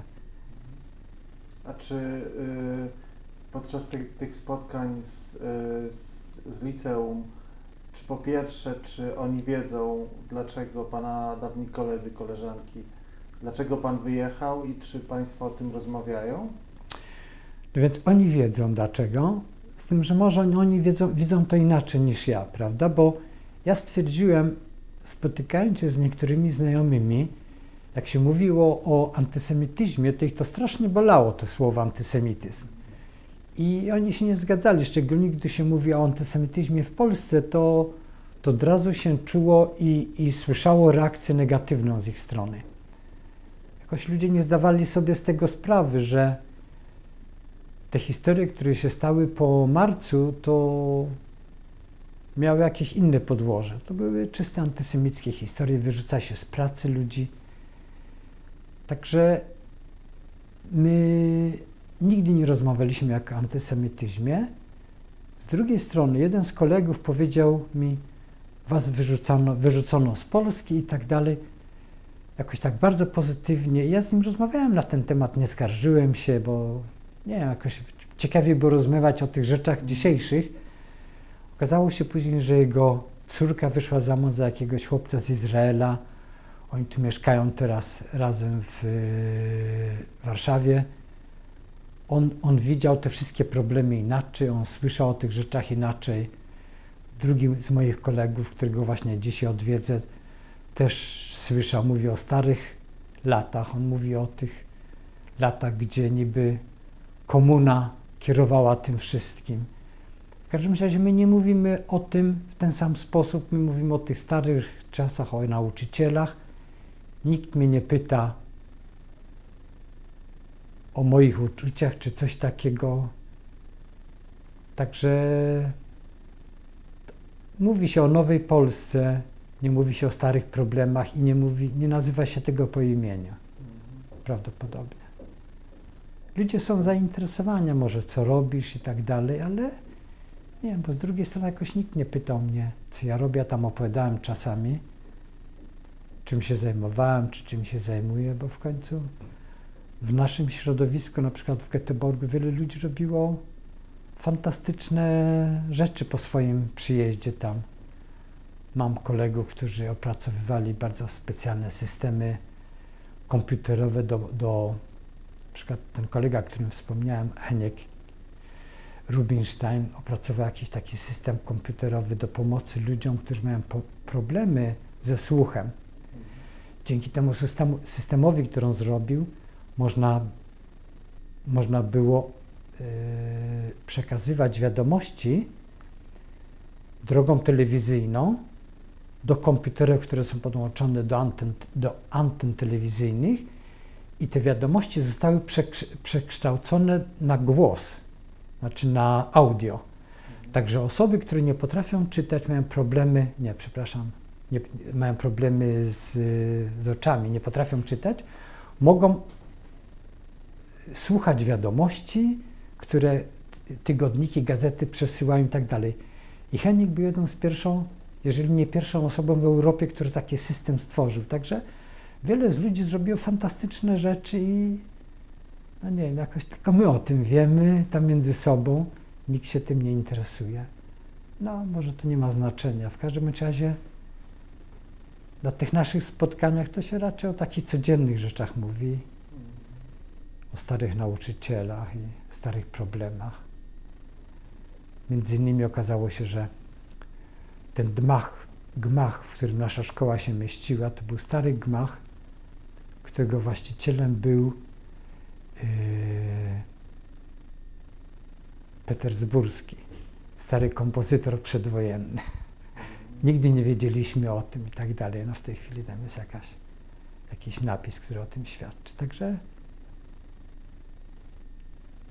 nasze rozmowy są takie, jakie były kiedyś raczej. No tak, ale to ja się o to pytam, bo też generalnie się o to pytałem też emigrantów marcowych tak zwanych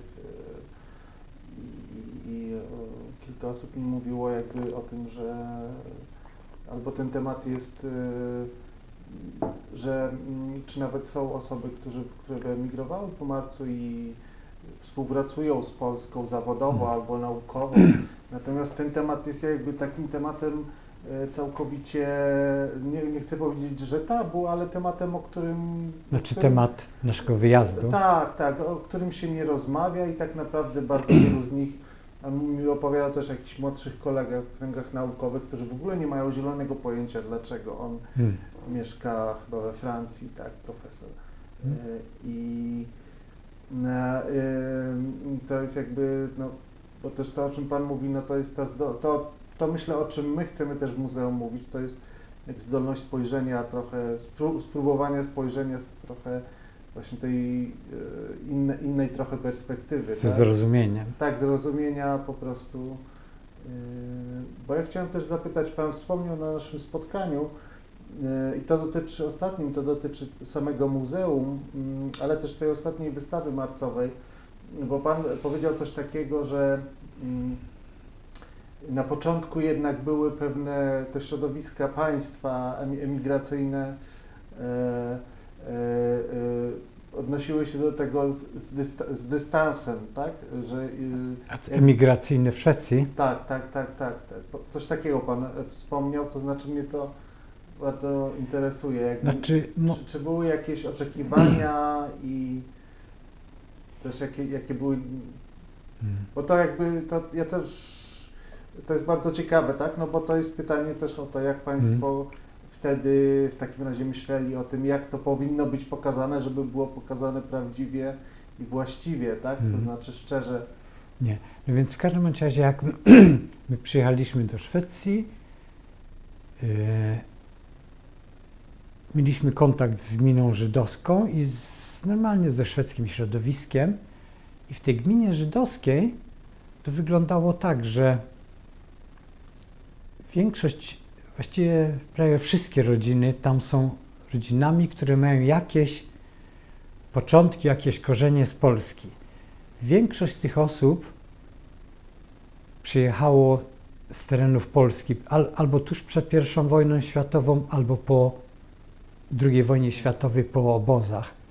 Później oni się pożenili, wyszli za mąż, także prawie w każdej rodzinie jest ktoś pochodzi, który ma swoje korzenie stąd.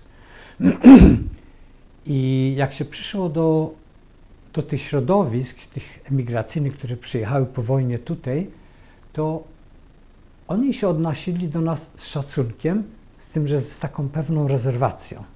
To była może bardziej rezerwacja, ale z tym było bardzo dużo szacunku. Na przykład ja spotkałem osobę, która się nazywa Mundek Braun, on był w obozie koncentracyjnym, przeżył obóz koncentracyjny w Niemczech, znaczy Oświęcim, później w Niemczech ostatnie te miesiące i po powrocie po przyjeździe do Szwecji był chory, się wyleczył i on był w dalszym ciągu obywatelem Polski do 1968 roku. On miał jakieś takie bardzo silne sympatie, ją brakowało przyjaciół, tych, których miał w Polsce przed wojną i tak dalej. I w 1968 roku stała się historia marcowa, marzec, i on powiedział, że wtedy on się zdecydował na oddanie paszportu swojego polskiego i pozbycia się polskiego obywatelstwa.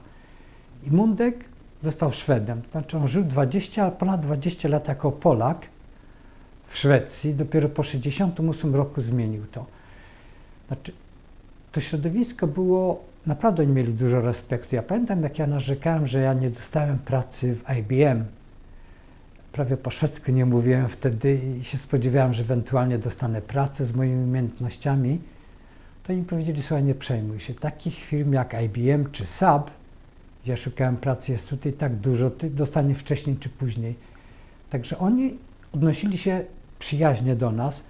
Może, nie wiem, wiele osób może się spodziewało, że dostaniemy fundusze, jakąś ekonomiczną pomoc i tak dalej. Tego nie dostaliśmy. Z drugiej strony ci, którzy bardzo potrzebowali, dostali jakąś tam pomoc. Z drugiej strony żeśmy się wyrobili bardzo szybko. Dostaliśmy jakąś pracę, zaczęło się studia, także nie musieliśmy mieć tej pomocy.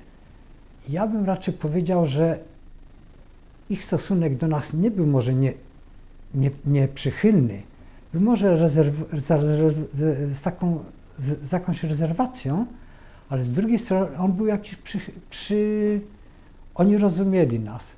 Oni zrozumieli, że my jesteśmy, że tak powiem, trzecim pociągiem, który przyjechał z Polski. Jeden przyjechał w 1945-1946 roku po wojnie, później po 50 lat po październiku, jakiś mały pociąg, a my jesteśmy tymi, którzy przyjechali ostatnim pociągiem. Także kupiliśmy nie ostatni bilet, ale bilet spóźniony 20 lat. Może w ten sposób nas patrzyli. Znaczy, mi się wydaje, że główna rezerwacja ich to polegała też na tym, że my nie byliśmy emigracją religijną. My nie wiedzieliśmy, co to synagoga, wiedzieliśmy o niektórych świętach, nie tak jak się to wie w tej chwili. I wielu z tych ludzi się spodziewało po nas, że my że my przyjdziemy do synagogi, będziemy członkami gminy religijnych i tak dalej, a niestety tak się złożyło, że większość z nas potrzebowała czegoś innego, jakiegoś innego bodźca z tej gminy żydowskiej. Jakichś rzeczy, które może do dzisiejszego dnia gmina nie posiada. Jakichś bardziej kulturalnych żydowskich historii. I te rzeczy gmina nie jest w stanie skompletować, po prostu tam nie ma jakichś zainteresowań i wszyscy kompletują to na własny sposób. Mają kontakt z Izraelem, z jakimiś innymi organizacjami i tak dalej. Także może w ten sposób patrzono, niektóre osoby patrzyły na nas z rezerwacją, może za dużo żeście się spodziewali, myśleliście, że dostaniecie tu pieniądze czy coś, jak przyjedziecie, tego nie dostaniecie. Niektórzy też skarżyli się, mówiąc o tym, że jak oni przyjechali do Szwecji, uciekli na przykład z Niemiec tuż przed wojną, albo przyjechali po wojnie w 1945-1946 roku tymi białymi autobusami, to oni też dostali, że tak powiem, taką rezerwację ze strony tego środowiska szwedzkiego, że nie tylko wy, ale my też byliśmy tak przywitani w taki trochę chłodny sposób, można tak powiedzieć, jakiś chłodny sposób. Na przykład jeden ze znajomych opowiadał, jak on miał 20 lat, Hans Heinemann, opowiadał, jak po Nocy Kryształowej on przeżył te miesiące tam w Niemczech, w Berlinie, potem dostał pozwolenie na przyjazd do Szwecji i on uciekł, szybko przyjechał do Szwecji i jak tutaj to wyglądało jego przyjęcie, mówi, było to same, że owszem, jego przyjęto, ale wszyscy się spodziewali, niektórzy mówili, dlaczego przyjechaliście do Szwecji, dlaczego nie pojechaliście do Izraela? I jego tak samo pytano wtedy, w czasie wojny, czy nie chcesz jechać do Izraela zamiast do Szwecji. On przyjechał do Szwecji i mieszkał w Szwecji. Także może to pytanie i ten sposób traktowania nas może był troszkę więcej niż z rezerwacją, prawda? No ale mi się wydaje, że to jest takie normalne, że początki są zawsze bardzo trudne, bardzo zimne i tak dalej. Z drugiej strony w tym, mimo tego wszystkiego, to było bardzo dużo szacunku, muszę przyznać, bo wszyscy ci ludzie przeszli w ten sam sposób, przyjechali, że tak powiem, tym samym pociągiem, tylko trochę później. Na przykład taką ciekawostkę, którą mogę podać, to Hans opowiadał mi, jak on przyjechał przez granicę z Niemiec. On miał paszport niemiecki z dużym stemplem litery J, czyli Juden, czerwony, i on miał ten stempel w swoim niemieckim paszporcie, wyjeżdżał z tym z Niemiec i on przyjechał trochę za późno na granicę i jemu prom, stojąc w kolejce, tam były dwie kolejki, jedna kolejka do budki dla Aryjczyków, a druga dla niearyjczyków. I on stanął w kolejce dla niearyjczyków, miał ten żydowski paszport. Przyszedł jakiś oficer SS, powiedział mu, ty stoisz w złej kolejce. On miał wygląd taki typowo niemiecki, miał wysokie buty oficerskie, miał mundur, był leśniczy, więc miał mundur leśniczego. I ja mu powiedział, stań w drugiej kolejce. On stał w tej kolejce, w międzyczasie prom odjechał, więc ten oficer wrócił do niego, mówi, słuchaj, nie pójdziesz tutaj, napijesz się piwa, nie ma sensu, żeby czekał w kolejce tu. Mówi, nie mam pieniędzy. Mówi, to chodź, ja ci zafunduję. I ten SS-man zafundował mu piwo, oni siedzieli, gadali. Następny prom przyszedł i on poszedł bezpośrednio na ten prom, nie przechodząc przez tą kontrolę przy tej budce. Także ten SS-man miał niesamowite do niego zaufanie, on przeszedł bez kontroli. Podczas gdy jak my wyjeżdżaliśmy, to nie tylko przeglądnięto ten dowód podróży szczegółowo, mnie zrewidowano doszczętnie, przeglądano każdą kieszonkę, szukano, nie wiem, czy złota, czy czegoś innego, także nasi celnicy zachowali się dużo bardziej agresywnie niż on to przeżył. To nie znaczy, że wszyscy niemieccy Żydzi w ten sposób, znaczy udało im się wyjechać. Niemniej to wyglądało bardzo różnie u różnych osób. On miał wygląd bardzo aryjski, jego ojciec był oficerem w armii Wehrmachtu w czasie I wojny światowej. On wyglądał podobnie. Także, ale opowiadał mi, że on miał podobne historie, mianowicie po to, żeby jego mama mogła przyjechać w czasie wojny z Niemiec do Szwecji, on musiał uzyskać pozwolenie na to i potwierdzenie od 3 osób, czy z 3 źródeł, że te źródła pomogą jej ekonomicznie, gdyby ona miała trudności później w Szwecji. I jacyś socjaldemokraci, koledzy jego socjaldemokraci, czy te organizacje potwierdziły, to on dostał stempel ich. Gdy on się zgłosił do gminy żydowskiej w Göteborgu, to przedstawiciel tej gminy powiedział mu, niestety my nie jesteśmy w stanie pomóc wszystkim Żydom niemieckim. I on nie podpisał tego. Także Hans powiedział, że nawet za jego czasów, w czasie 40 tych lat, ci inni Szwedzi pomogli jemu, ale gmina nie pomogła. Także tam byli ludzie tacy, którzy pytali, po co wy tutaj przyjeżdżacie, prawda, ale ja osobiście może słyszałem gdzieś pytania, ale to nie było jakieś takie złośliwe to pytanie może. A czy odzyskał pan polskie obywatelstwo?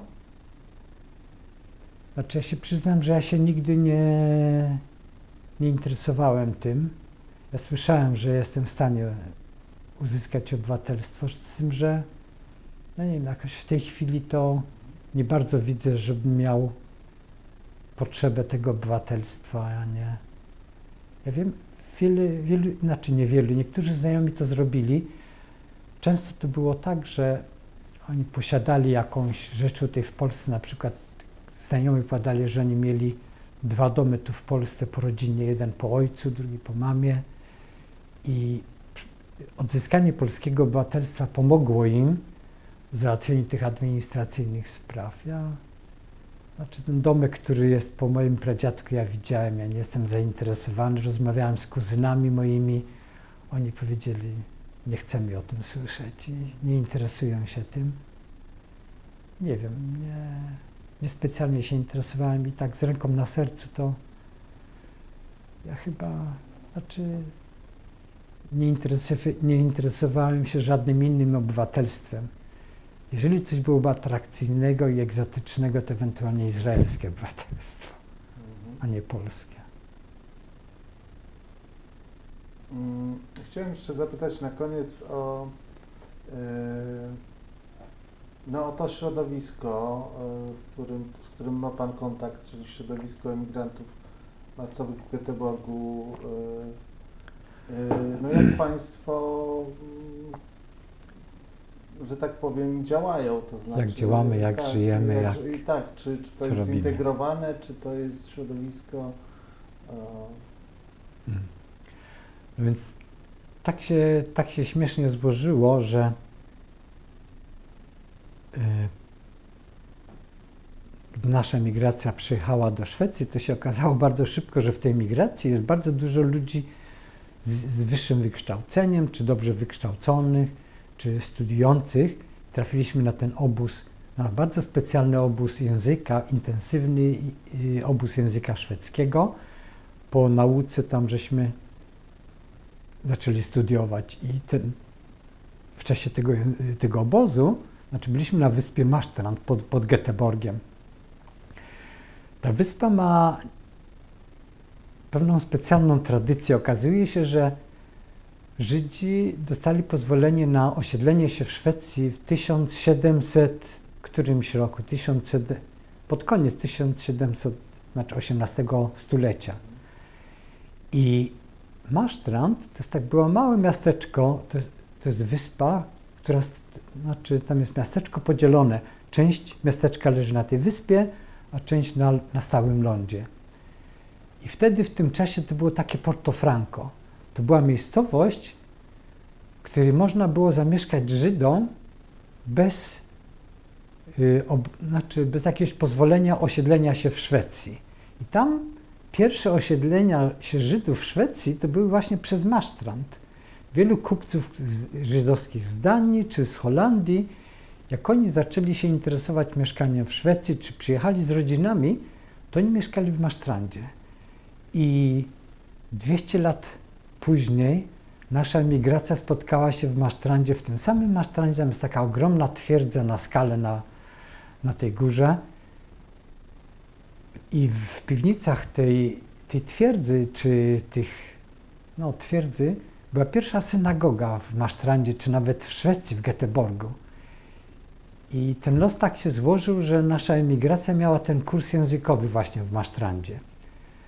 No i ci wszyscy ludzie, którzy tam się zebrali, jakieś nasze więzi były dosyć silne. Muszę przyznać, że po opuszczeniu tego obozu, przyjechaliśmy do Göteborga, Sztokholmu czy Malmö, to ludzie utrzymują bardzo jakiś taki silny kontakt i mimo tego, że gminy próbowały nawiązać zorganizować jakieś środowisko żydowskie dla nas pod swoją pieczą, ci ludzie postanowili robić coś własnego i stworzono organizację, która się nazywa Coordination Committee I to jest jakiś tak na ochotnika wszyscy zaczęli się spotykać w ramach tej coordination i raptem te wszystkie więzi nasze z Mastrandu i tak dalej się odnowiły, się poznawiło nowych ludzi. Także to jest taka organizacja, nie wiem jak to określić, bo to jest i koleżeńska, i wspólnych zainteresowań, i organizacja jakaś taka etniczna. Nigdy się tam nie mówi o religii, ludzie się spotykają i to jest jakimś takim źródłem bardzo silnych więzi. Na początku to funkcjonowało to bardzo intensywnie, później ludzie zaczęli pracować, zajęli się robieniem kariery, także te więzi się zmniejszyły. Teraz jak się zaczęło, jak wszyscy zaczynają być emerytami, to się powraca do tego. Także się spotkamy bardzo często, stworzyliśmy organizację kulturalną Jidysz, się spotykamy tam bardzo często, ogląda się filmy, inne historie i równocześnie się spotykamy na jakichś wspólnych spacerach, także się spotykamy co najmniej raz w tygodniu, chodzimy po pobliskich lasach czy coś takiego, dyskutujemy ze sobą, mówimy na temat starych czasów, czy nowych rzeczy, kto zmarł, komu się wnuki urodziły i no niestety o tym, kto kończy tu, kończy tam, ale jakoś tak wracamy do tych starych więzi właśnie z tego okresu przyjazdu do Göteborga i nawet te osoby, które mają trudności z chodzeniem, mają problemy z sercem czy czymś innym, przychodzą na te spotkania, biegamy po lesie i słuchamy wzajemnych opowiadań, kto był w Polsce, co zrobił, co nie zrobił, co zrobił we Francji czy w Izraelu. Jakoś tak się żyje tym środowiskiem w dalszym ciągu, trochę bardziej nieoficjalnie może. Czyli to jest tak, że ten pobyt na tej wyspie de facto sformował tak naprawdę trzon tej grupy, do której Państwo trwają do dzisiaj w Göteborgu, tak? Tak. To było coś takiego, że ludzie się poznali, tam byliśmy prawie 6 miesięcy na Marstrand i nie wiem, to nie było jakieś takie poznanie się, że tak powiem, się spotkało znajomego, później się straciło, jakoś się powróciło, później się spotykaliśmy na Politechnice w Warszawie, na uniwersytecie, ludzie, tak ja spotkałem później tą całą młodzież, ci, którzy byli dużo młodsi od nas w Hakołach w Göteborgu, jakoś te więzi powracały i znaczy, ponieważ znaliśmy się tak głębiej, to te więzi się łatwiej odnawia i się spotyka cały czas i jakoś tak, jak gdyby to była ta sama kolonia stara, która, że tak powiem, się posiwiała, straciła włosy i, że tak powiem, ma inne problemy dzisiaj. Na przykład sztokholmska grupa w Sztokholmie organizuje często jakieś wspólne kolonie. Co roku kolonie, w tej chwili to chyba jest tylko jeden tydzień w Mullsjö.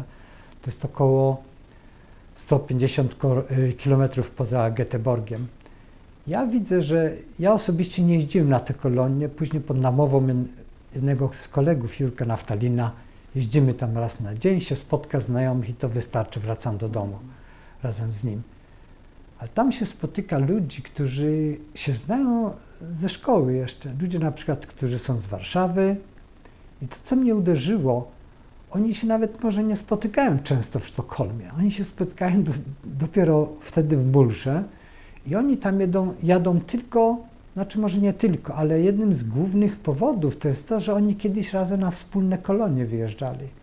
Oni wyjeżdżali na te kolonie żydowskie, stąd się spotykali i tam jest jakaś taka potrzeba spotykania się w dalszym ciągu, gadania na temat starych problemów, nowych problemów.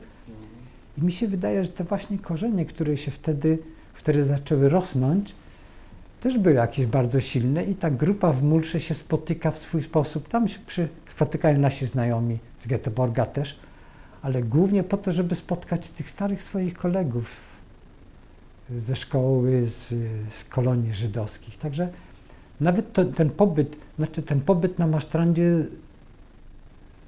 że tak powiem, stworzył nową równoległą jakąś taką więź i mamy swoją prywatną taką grupę dużą. Ile osób mniej więcej? Znaczy, w tym roku organizowaliśmy Nowy Rok wspólnie, było ponad 60 osób. Z tym, że ja podejrzewam, że to co najmniej jeszcze 60 osób mieszka gdzieś w Göteborgu, która przychodzi dużo rzadziej i się spotyka. Na tych innych spotykaniach to się spotyka może 20 osób, 10, 15, 20 osób na takim spacerze. Później wiele osób spotyka się w ramach tej grupy Jiddisch Kultury, grupy Verening. I to jest jakaś taka inna ciekawostka, do której ludzie powracają. Się mówi tam bardzo często na temat starej żydowskiej kultury, jidysz, znaczy gdy wszystko odbywało się w języku jidysz, nawet nie po polsku. To jest jakaś takie inne zainteresowanie. I do tej grupy też przychodzi bardzo dużo osób, Żydów z Göteborga, u których pierwszym językiem był jidysz w rodzinie. Rodzice mówili jidysz, przyjechali na przykład z obozów, mówili w domu po jidysz i ich pierwszym językiem był jidysz. Także ta grupa bardzo się tak razem zeszła, ale mimo wszystko te pierwsze korzenie są zawsze silniejsze. Tak. My się częściej spotykamy później właśnie we własnej polsko-żydowskiej grupie. A czy te państwa więzi w jakiś sposób przenoszą się na państwa dzieci, czy nie w żaden sposób? Więc jak organizowano te kolonie w Mulże, to bardzo wiele osób jeździło z dziećmi i te dzieci kochają to. One tak uwielbiały, to tak pogłębiły, te kolonie tak pogłębiły, że tak powiem, ich świadomość i żydowską, i tą polsko-żydowską świadomość, że oni tęsknią do dzisiaj. Ja wiem, że znajomi, którzy mają dzieci 40, 50 lat, 45, one tak wspominają ten okres tych kolonii tam w Mulże, także one stworzyły taki inny światek, z tym, że ich grupa jest dużo mniejsza. No tak. Ich jest mniej, oni się spotykają w inny sposób. Na przykład nasze dzieci się spotykają w ramach albo sportowych, albo oni są zaangażowani w tworzenie jakichś takich grup, które się zajmują ochroną naszą i tak dalej. Trenują różne jakieś sporty, nie wiem jak to się po polsku nazywa, karate i inne, samoobrony, prawda? I oni mają swoje jakieś takie punkty zaczepne. I to są te nasze dzieci z Żydów polskich, Żydów rosyjskich i innych. Także oni mają troszkę to inaczej. Podczas gdy nasze wspólne korzenie tych Masztrandu to tworzą dużo szerszą grupę, a dzieci mają mniejsze te grupy.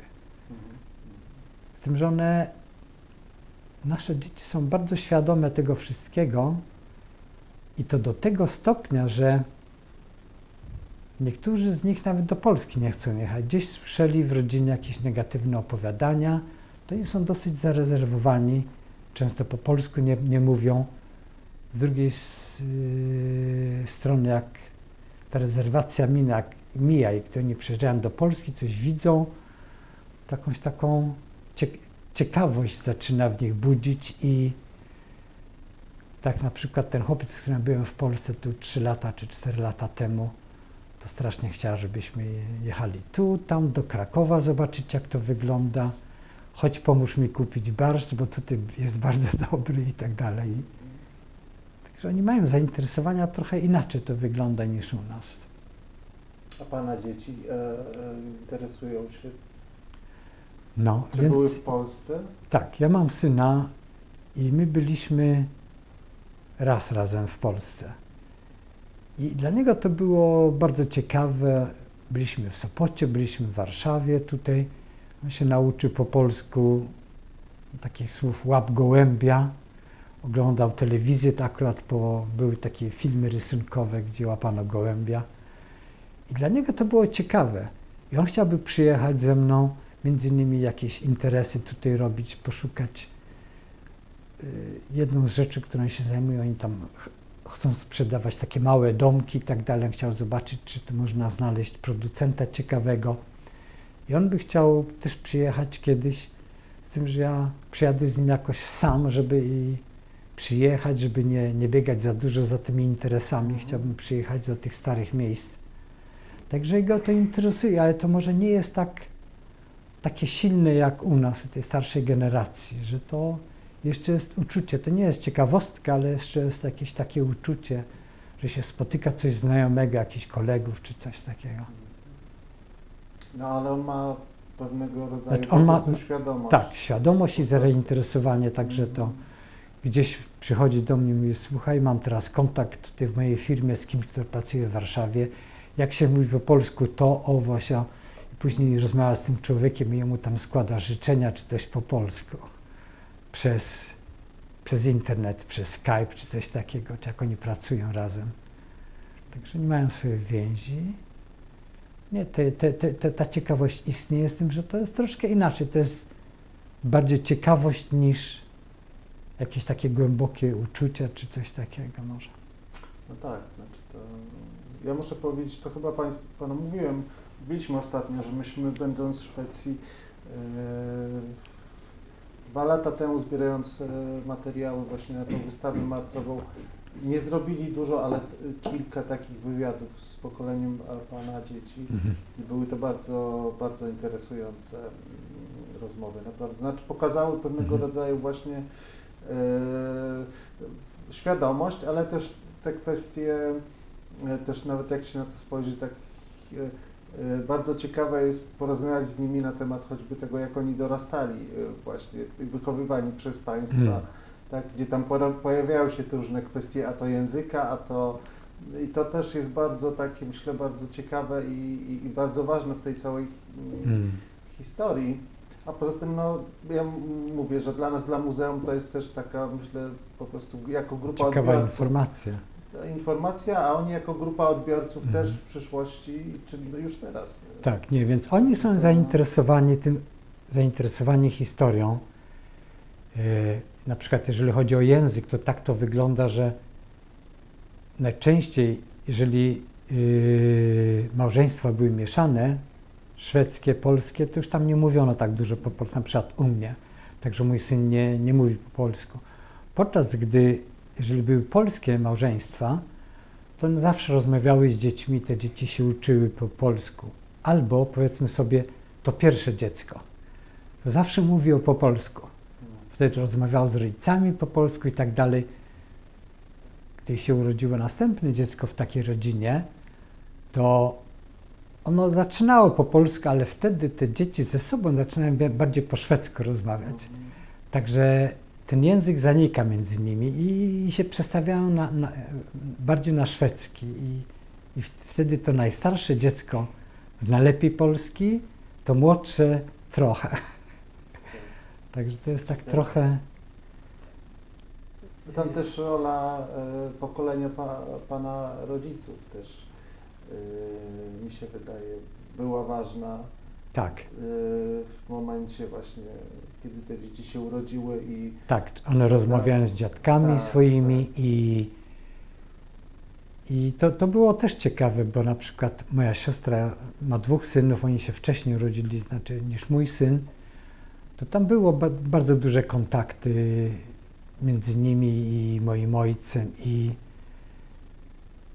rzeczywiście z tym, że ojciec się dopasował do języka i z nimi rozmawiał po szwedzku, starał się po szwedzku rozmawiać, z tym, że oni znali wszystkie te polskie określenia typu cholera, czy tam coś się stało, coś się zdarzyło, to psia krew, to zawsze przypominali ojcu, także nie, oni byli, no, powiedzmy, te więzi były bardzo silne. Ja wiem, że na przykład w mojej rodzinie w Izraelu oni rozmawiali tylko po jidysz. Przyjechali do Izraela, rozmawiali w domu po jidysz. Gdy ich się wnuki urodziły, to wnuki się nauczyły po jidysz. Mimo tego, że mieszkali w Izraelu, że wszyscy mówili wokół po szwedzku, to też u tych najstarszych wnuków pierwszym językiem był hebrajski. Także ten najstarszy syn mówi, ten wnuk po hebrajsku i po jidysz, tylko dzięki tym dziadkom swoim.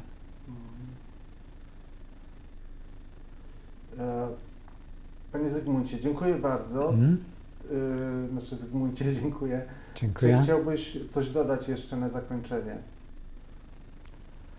dzisiejszej rozmowy, bo zakładam, że być może jeszcze będziemy kontynuować. No mam nadzieję, że utrzymamy jakiś kontakt ze sobą. No ja nie wiem, jakoś tak w pierwszej chwili mi nic nie wpada, znaczy po tej rozmowie do głowy. W każdym razie, no cieszę się, że tutaj jestem w muzeum.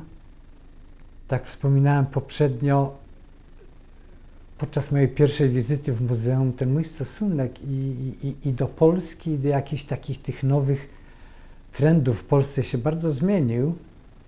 Znaczy, kiedyś patrzyłem na to jakoś tak, jak na, jakby powiedzieć, jakiś sztuczny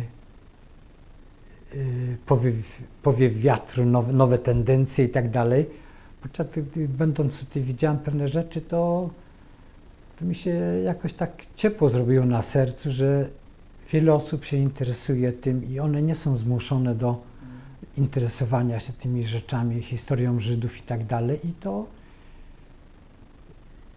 znaczy, ta rola muzeum mi się, znaczy jest bardzo pozytywna i bardzo mi się spodobała, muszę powiedzieć. To jest jakoś tak ostatni, ponieważ tych Żydów jest mniej i mniej w Polsce, także ostatni jakiś taki wspólny mianownik, czy,